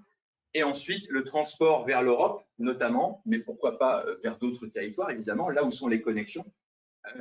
Et du coup, par cette solution-là, c'est de vous dire, si vous voulez transporter demain, par exemple, rapidement sur Nosy-Bé, on peut imaginer, par exemple, que vous puissiez prendre un avion d'Air Austral et puis ensuite décharger à Mayotte et recharger dans un conteneur qui lui regroupera d'autres marchandises pour aller à Nosy-Bé. De la même manière que si vous voulez importer pour transformer dans le cas du supply chain de la matière qui viendrait de Madagascar et pour la réexporter en Europe parce que vous voulez créer de la valeur ici à La Réunion, eh bien, vous pouvez transporter par voie maritime d'un côté et renvoyer la marchandise par l'aérien. Bref, l'ensemble et cette combinaison-là permettant à la fois une rapidité, une adaptation de la quantité et surtout voilà, un coût global de l'opération qui puisse permettre des échanges et une accélération en tout cas de l'internationalisation. Là où est le scoop, il est là. Voilà, on vous présente le projet sur lequel nous travaillons. Nous allons lancer, probablement en 2023, un porte-conteneurs à voile. Et ce bateau sera, je dirais quelque part, la renaissance de Sealoger. Et en fait, de dire au fond, mettons le cap sur le futur.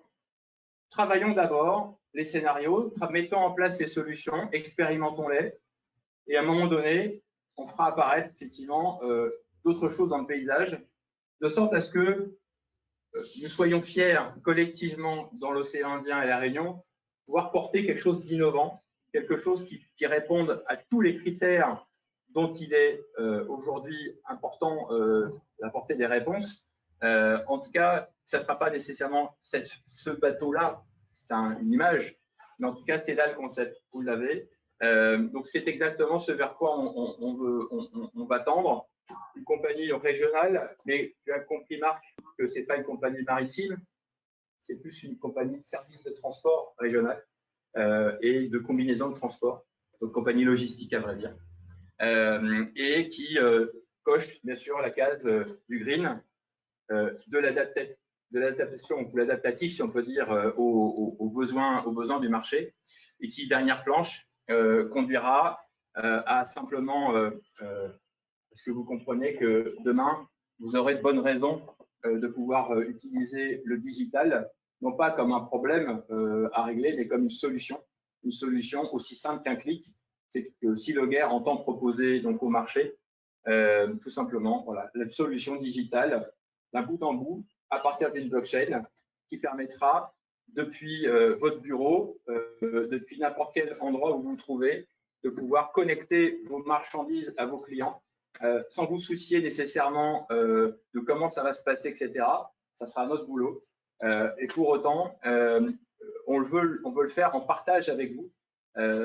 C'est en fait tout simplement l'idée qu'on crée un outil, on crée une architecture au service effectivement du commun et de la collectivité, de sorte à ce que cette internationalisation dont on parle depuis maintenant beaucoup d'années et qui bien sûr s'accélère, bien entendu, il y a beaucoup de choses de faites, du coup rejoignent aussi les initiatives de Business France, du Team France, et qu'on puisse effectivement pousser tous dans le même sens.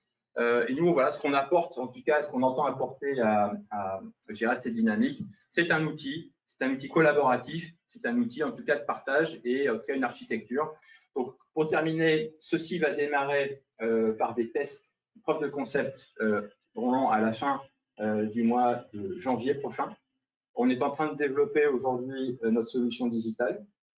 On commencera entre Maurice et Réunion, Réunion-Maurice bien sûr, et on ajoutera petit à petit des points, des legs supplémentaires, et on travaillera bien entendu avec Aerostral pour combiner nos forces, nos solutions, nos idées, pour faire en sorte que naissent à terme des solutions combinées en tout cas pour votre développement. Je termine ce point en vous disant que j'ai le plaisir de vous présenter Mariama Barry qui est ici, qui est notre chef de projet Minibox, et donc vers laquelle effectivement désormais les missions et activités vont se concentrer, notamment pour mettre en place cette opération et mettre en place progressivement ce que je viens de vous présenter. Je vous remercie. Merci beaucoup, Christophe. Donc, nous arrivons à l'étape d'échange débat pour les questions. Jean-Luc. Alors, c'est très intéressant. L'idée de faire un mix RMR permet d'avoir une adaptation de l'adaptabilité par rapport aux investissements et aux problématiques géographiques. Alors, j'ai plusieurs questions. Tout d'abord, est-ce que vous assurez une supply chain du début jusqu'à la fin? Parce que ce n'est pas de mettre la marchandise sur une palette et ensuite de la transporter. Je dis ça parce que je suis, notamment sur Madagascar, confronté à d'énormes problèmes, y compris, moi je travaille avec Bolloré au quotidien, sur des incoterms qui sont un peu aléatoires. Est-ce que vous assurez, vous garantissez donc une supply chain du début jusqu'à la fin de livraison rendue à destination? Ça, c'est le premier point. Et ensuite, je voudrais avoir une idée approximative du middle pass que vous allez faire entre le maritime, le mix entre le maritime et l'aérien. Parce que il peut y avoir des différences. Et donc, comment vous allez organiser votre offre de prix de façon à l'optimiser en prenant en compte les deux modes de transport combinés? Alors, première chose, on démarre. Donc, on va commencer déjà par le plus simple, c'est-à-dire port en port, et ensuite, on va ajouter des maillons supplémentaires. Comme vous avez compris, on est dans le collaboratif. Du coup, les douanes, le transport terrestre, à un moment donné, vous pourront venir s'implémenter dans le système. Et si demain, vous avez une préférence avec un transporteur, bah, effectivement, on ajoutera ce maillon-là et on ajoutera effectivement peut-être Bolloré, si Bolloré veut traiter la douane ou autre chose. D'accord ? Peut-être que ce n'est pas vous qui allez le faire, mais Bolloré qui le fera. Bref, ce qu'on veut, c'est proposer une solution une solution simple et qui s'adapte au plus grand nombre. Après, chacun a ses pratiques, chacun a ses acteurs et du coup, on répondra, on apportera des solutions effectivement à ces acteurs-là. Notre but, c'est pas de remplacer ni Bolloré, ni des opérateurs qui savent très bien faire, c'est d'apporter une solution, une architecture, un mode relationnel qui permette aux acteurs comme vous, par exemple, depuis MADA, de pouvoir transporter votre marchandise presque demain en ne plus posant la question que vous avez. C'est ça l'idée, c'est de simplifier aussi les choses. Bon. Donc, nous, on est là pour apporter une architecture, une armature. Comment dirais-je, Aerostral a des avions, a une politique tarifaire. Nous, aujourd'hui, on n'a pas de bateau. On envisage bien sûr d'en avoir un dans l'année pour pouvoir opérer. Mais il ne sera pas à voile, bien entendu. Vous avez compris qu'il faut un peu de temps pour les construire. Mais on utilisera bien sûr les bateaux des autres, bien entendu. On utilisera les moyens existants sur la zone. Et du coup, on va architecturer notre service au fur et à mesure qu'on va avancer. Donc ça, c'est pour la première partie. Quant au prix, aujourd'hui, on travaille sur les modèles. On travaille plutôt aujourd'hui sur le modèle maritime, d'accord, avec les mini-boîtes. Je reviens sur le premier point. Oui, j'ai une palette, etc. Nous, notre mode de transport, ça sera la mini-box. C'est pas la palette. C'est qu'en fait, si vous avez 4 mètres cubes à envoyer, prenez une mini-box, vous chargez la mini-box et la mini-box voyage. Elle voyagera par l'aspect maritime seulement, si vous souhaitez que ce soit du maritime. Ça peut être aussi du combiné si vous avez besoin aussi d'autres solutions. Ensuite, quant au prix, il sera la combinaison effectivement des différentes solutions. Aujourd'hui, on travaille d'abord pour commencer sur la perspective Maurice-Réunion, Réunion-Maurice, avec des solutions qui vont s'implémenter de bout en bout, comme vous avez compris. Et on ajoutera progressivement des nouvelles solutions au fur et à mesure qu'on avance. Donc, pardon, je laisse un peu sur la fin sur le prix, mais en tout cas, comprenez voilà l'état d'esprit et comment on avance. Absolument. Merci. Alors moi, c'est vrai qu'on n'a pas eu l'occasion de discuter tous les deux. Alors, j'ai plusieurs questions et plusieurs remarques. D'abord, une remarque sur le graphique, sur le développement de la Chine. C'est vrai, mais je pense qu'en parallèle, la Chine est en train de créer les fameux routes de la soie qui traversent toute l'Asie et qui vont jusqu'à l'Europe. Et aujourd'hui, les dessertes maritimes qui sont actuellement en cours, je pense que dans quelques années, elles ne seront même plus, puisqu'elles seront terrestres. Et je pense que c'est un des objectifs de la Chine d'augmenter le terrestre et de supprimer au maximum le maritime. Parce que pardon, et ferroviaire. Bon, ça, c'est une remarque je pense que ça ira aussi dans le positif finalement pour eux, pour la partie écologique, parce que le ferroviaire, quand même, un peu, le reste écologiquement beaucoup plus neutre. Alors, je regardais ton bateau à voile. Est-ce que, alors je vais poser une question bête, est-ce que ça va être fabriqué à l'arrière? Non. Non. On peut avoir plein d'envies, plein de désirs. Il y a après une question de réalisme, voilà. De la même manière que voilà, j'entends les besoins aussi. On me dit, est-ce que tu peux traiter des conteneurs sur le Mozambique? La question, c'est que pour aller au Mozambique, il y a un peu de route, il y a des frais, il y a des coûts qui sont quand même assez importants. Je ne vais pas faire un déplacement pour 10 boîtes. Donc, de la même manière que là, pour construire un bateau de cet ordre, il y a de la techno, etc. Par contre, l'idée de ce projet, quand même, c'est aussi de créer de la valeur locale. Et la valeur locale, en fond, c'est de se dire, on va essayer de travailler sur des lots et notamment voir comment, demain, les entreprises réunionnaises de la zone plus largement pourraient se positionner sur tel ou tel équipement ou telle partie du bateau. En fait, c'est toujours à nouveau la génétique et la mienne, c'est de créer du contenu local à partir d'un projet Comment on peut, voilà, en étant donneur d'ordre, pouvoir faire travailler un écosystème et du coup se roder ensemble peut-être pour d'autres opérations. Et du coup, ça permet d'être dans une logique. Donc malheureusement, il ne sera pas produit ici, mais par contre, l'idée, c'est de créer du contenu local.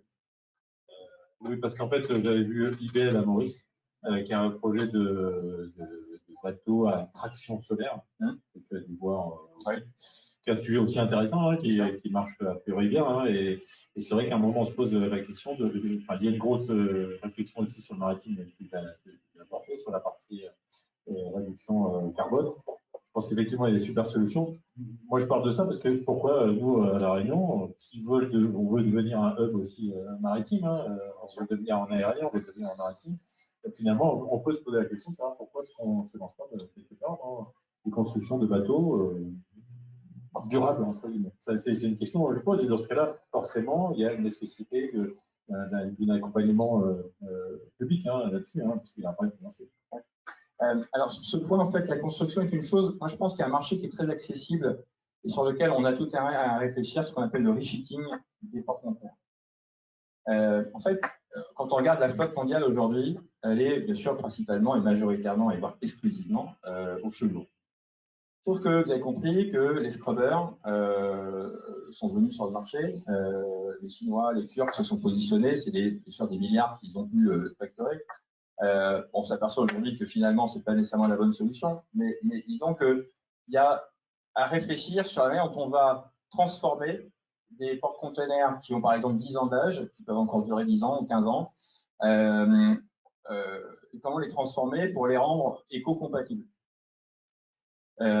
L'idée qu'on a par exemple, et ça va dans cette direction-là, Laurent, c'est justement de se dire on va essayer de trouver un premier bateau qu'on pourrait refiter ici et qui soit un peu comme un chantier école qui permette du coup d'apprendre et à travailler, je dirais, les compétences locales, que ce soit sur la propulsion, qu'elle soit vélique, qu'elle soit autre, et du coup de se dire peut-être qu'au fond, plutôt que ça soit un monopole asiatique ou européen, est-ce qu'il ne peut pas être simplement sur une route maritime qui, pour la petite histoire, même si elle apparaît très peu sur la première planche, c'est la ligne en fait Asie-Afrique, en fait va sûrement se renforcer. Pourquoi?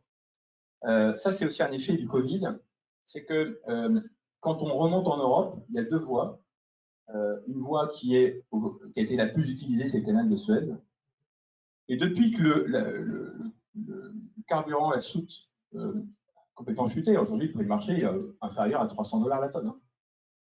Du coup, il y a une équation qui est tout de suite posée sur la table. Est-ce qu'il faut continuer par Suez et payer le canal de Suez hors de prix, ou simplement dérouter le navire, le faire passer par le sud de l'Afrique et le faire remonter par l'Europe? On va peut-être perdre quelques jours, mais pour autant, on va faire beaucoup d'économies. Et comme aujourd'hui, la mode, c'est plutôt, le principal, c'est que ma marchandise arrive, c'est pas nécessairement le délai. C'est un vrai sujet, non mais c'est pas un sujet pour autant, mais on demande aux compagnies maritimes de consommer moins, etc. Du coup, il y a deux manières de consommer moins. Soit vous changez de bateau, soit vous ralentissez. Du coup, la solution, c'était de dire on ralentit. Ça, c'est un peu plus long. Du coup, quitte à ralentir, autant aller jusqu'au bout de raisonnement et donc faire de l'économie. Et donc, il y a de plus en plus de porte-containers qui du coup ne vont plus par le canal de Suez, mais passent par le sud de l'Afrique. Et du coup, et sur notre route, je présentais une planche notamment au Club Export lors du webinaire sur le trafic au large de la Réunion. C'est un nombre incroyable de bateaux qui croisent au large. On ne les voit pas. Mais si on avait une vue un peu hélicoptère, vous seriez surpris du trafic. Et tout type de bateaux, pas que des porte-conteneurs, etc.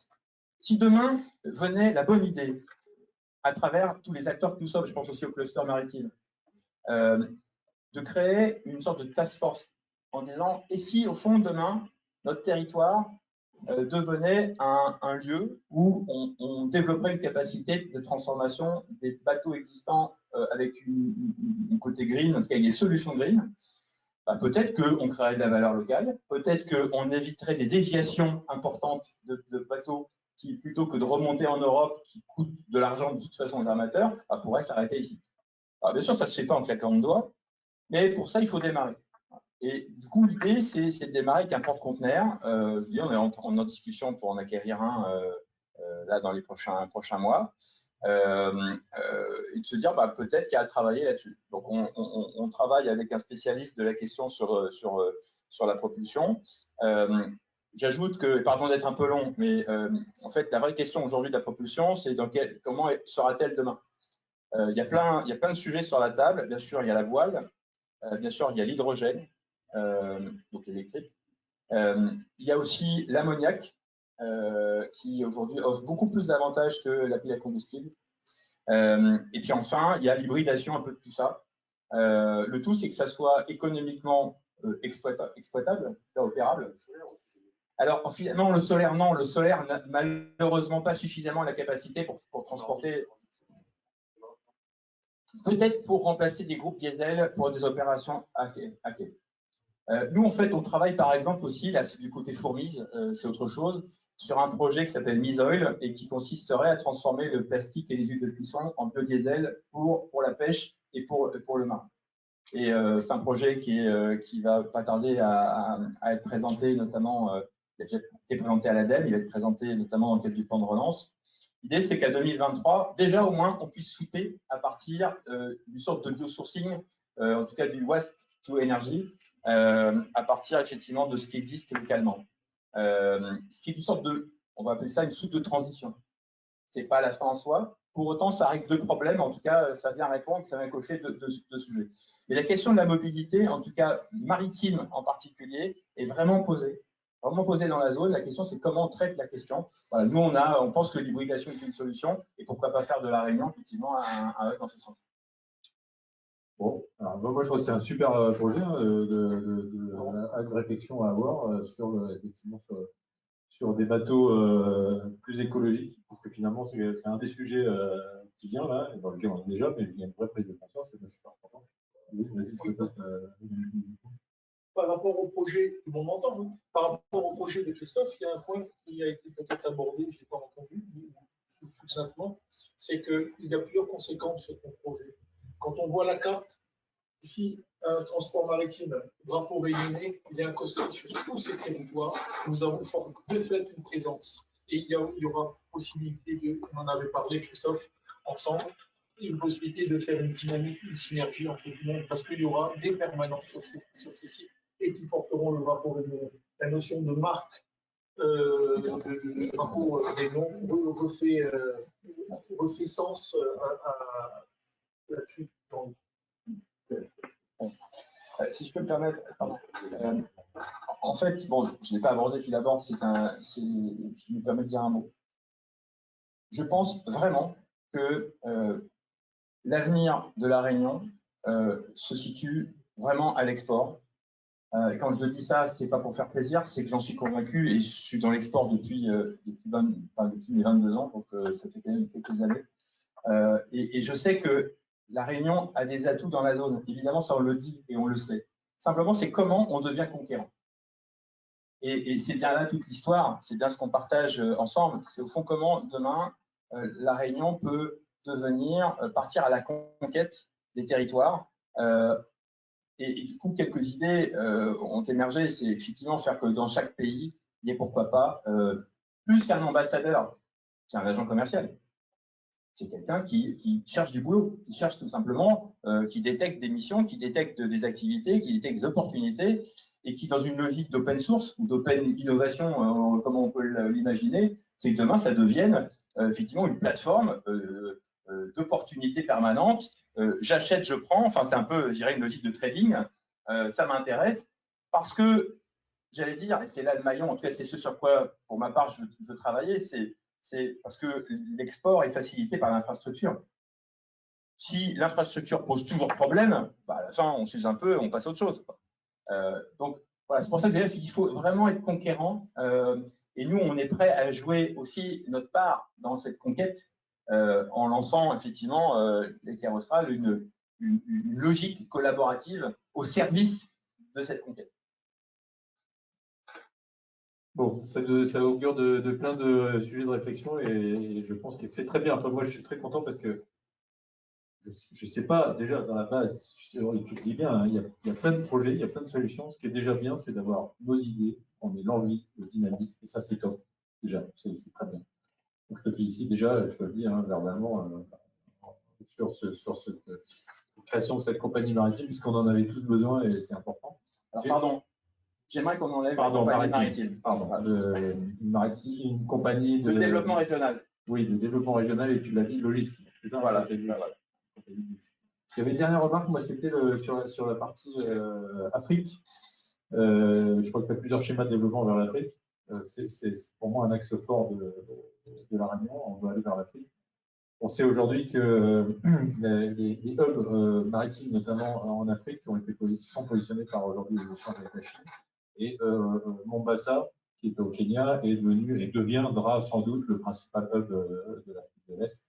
Alors, j'ai pas vu sur ton schéma parce que si c'est à Mombasa. En fait, c'est tout en haut. Et c'est quoi à peu près le délai pour, enfin, le délai quoi de. En fait, on n'a pas encore d'architecture, enfin, clairement de détail, mais disons que vous imaginez qu'un bateau qui part directement sur Mayotte pourrait transborder sur un deuxième bateau qui partira sur Mombasa. Donc, globalement, on est à moins de, allez, entre, on va dire, au plus une semaine.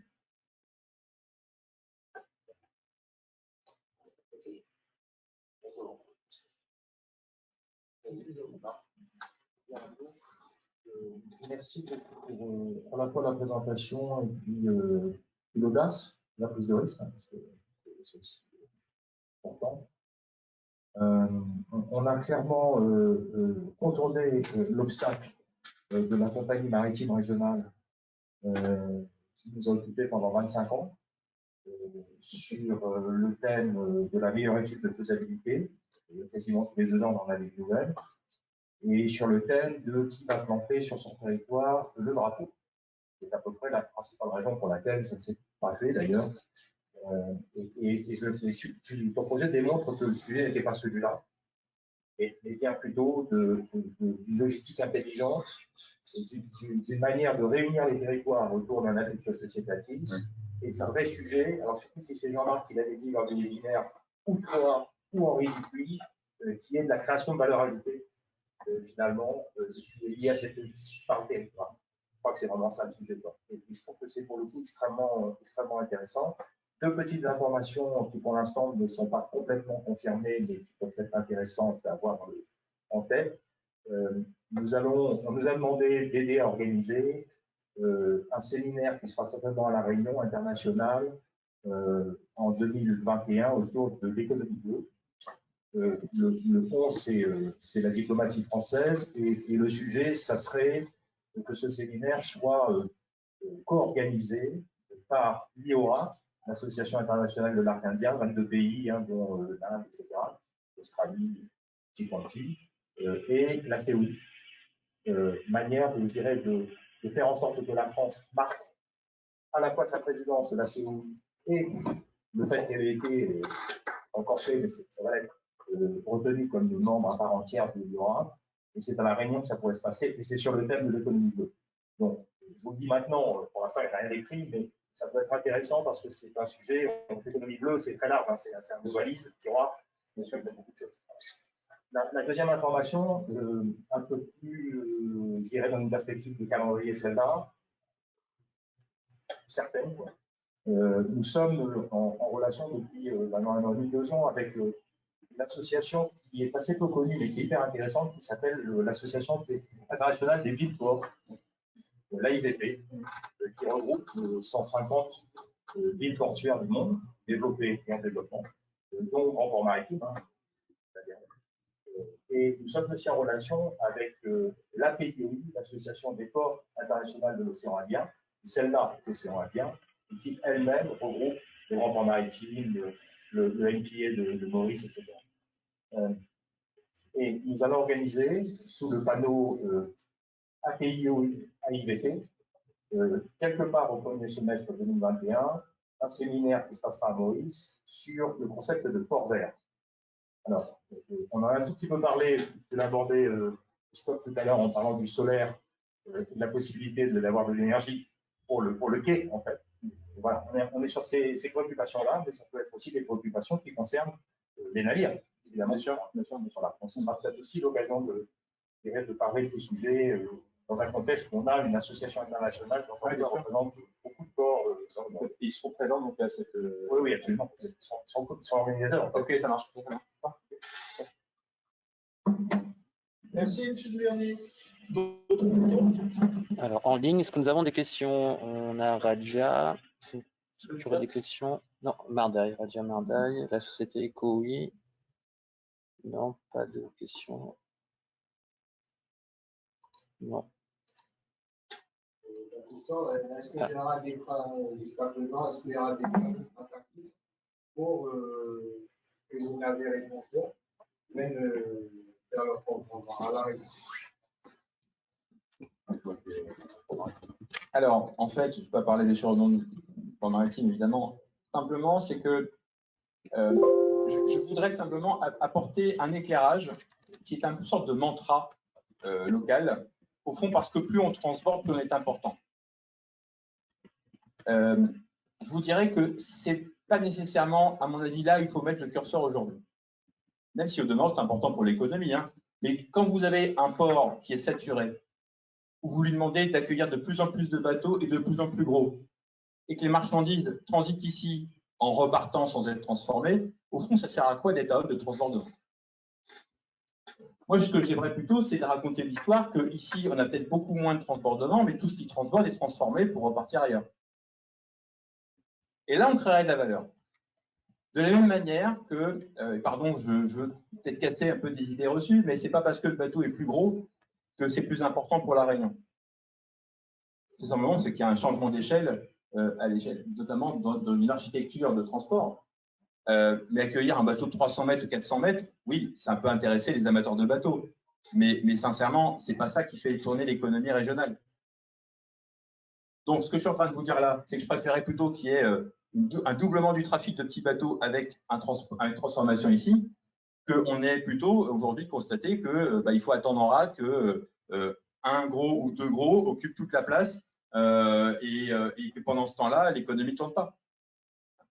Donc, moi, je préfère plutôt avoir cette vision de la Réunion qui n'est peut-être pas un hub de transbordement, mais qui, par contre, sait capter toute la matière qui passe dans le quartier et qui sait en faire autre chose. Et qui, parce qu'elle sait en faire autre chose, permet à des entreprises industrielles de prospérer, de se créer et à partir de là, d'embaucher des gens qui vont transformer. Je pense que ce sera le meilleur rapport que d'accueillir sans cesse des plus gros bateaux qui exigeront de plus grands quais et de plus grands investissements et qui, à la fin, phagocyteront d'autres plus petits qui ne pourront pas se réaliser parce que tout simplement, ça ne répondait pas à la question. Voilà. Je suis un peu polémique, mais pour autant, je dis toujours ce que je pense. Et je pense que c'est dans cette direction-là, à mon avis, que la Réunion a tout intérêt à aller. Déjà, la Réunion a intérêt à discuter, il n'y a pas de polémique à avoir.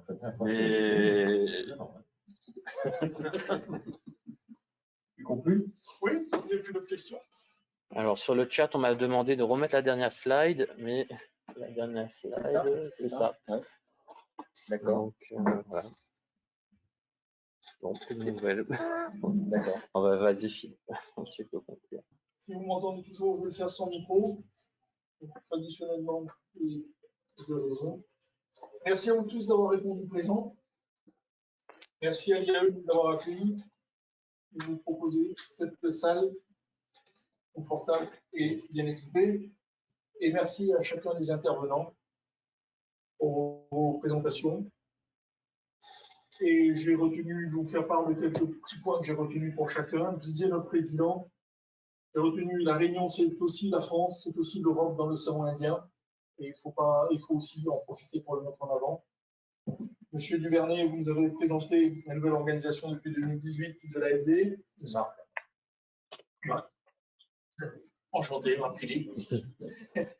Une stratégie sur 4 priorités, l'encouragement au développement durable, construire une société plus inclusive, travailler sur la gouvernance, faciliter l'intégration des îles françaises dans l'océan Indien, si j'ai bien compris.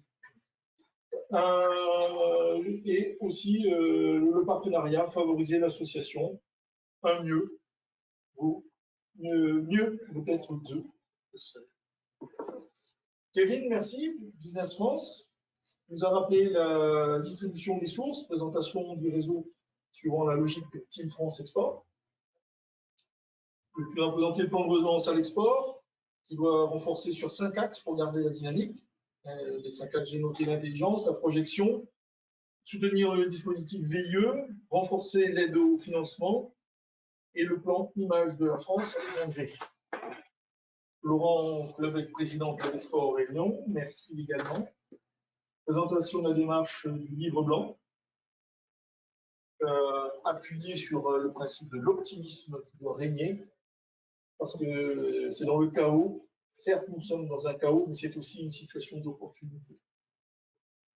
Le livre blanc, avec certains points, le co-développement avec tous les partenaires, publics et privés, réfléchir à notre stratégie, des nouvelles approches, définir des outils, des nouveaux outils à réadapter par rapport au contexte actuel, renouer avec l'international. Christophe Siloguer nous a présenté donc ce projet qui consiste à optimiser l'offre logistique, présentation de la réalité de l'activité maritime. Et c'est vrai que c'est toujours bien de refaire un point, recontextualiser les choses, parce qu'on se nourrit de beaucoup de Facebook et autres réseaux sociaux qui sont parfois peut-être un peu plus minimalistes. Il nous a rappelé les conséquences de la crise Covid, qui provoque un vrai désordre mondial dans le monde maritime, avec des boîtes qui sont attendues à des endroits où elles ne vont pas pouvoir être remplies, et ainsi de suite. Donc, comment les rapatrier et autres. Donc, comment reconstruire cette offre maritime et comment, en même temps, se réinventer. Il nous a présenté Siloguer, qui redimensionne l'offre logistique par rapport à la taille de notre économie, en rappelant des exemples, comment exporter 100 kg. Aujourd'hui, c'est très compliqué et très cher. Donc, apporter du sport. Comme pour chacun des intervenants, j'ai rajouté une petite phrase. Pour toi, Christophe, dans ton projet, tu nous rappelles également qu'il ne faut pas attendre d'avoir toutes les réponses pour entreprendre. Le risque fait partie de l'aventure. C'est une phrase que j'ai empruntée à Mike Horn pour ceux qui connaissent aussi l'Africain.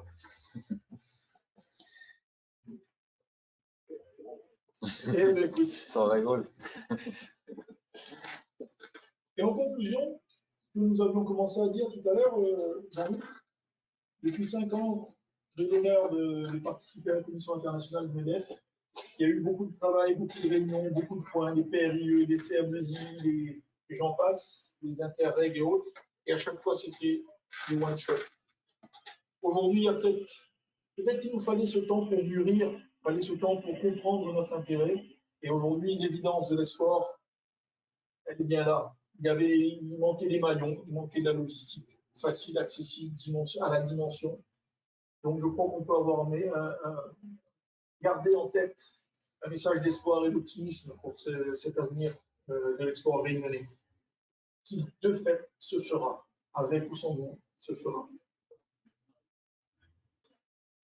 À chacun sa part du colibri, et le succès ne pourrait être au rendez-vous. Vous avez noté ça aussi, ça je crois qu'on peut le prêter à un agriculteur philosophe. Non? Et aujourd'hui, pour finir, Siloguer est un exemple, il y a, ce que je viens de dire, un maillon supplémentaire à cette chaîne. Il y a des solutions d'offres qui ne peuvent qu'encourager l'export. Chaque filière, je pense, doit proposer son offre et la partager aux autres filières pour chasser en meute, comme disait mon ami. Je vous remercie.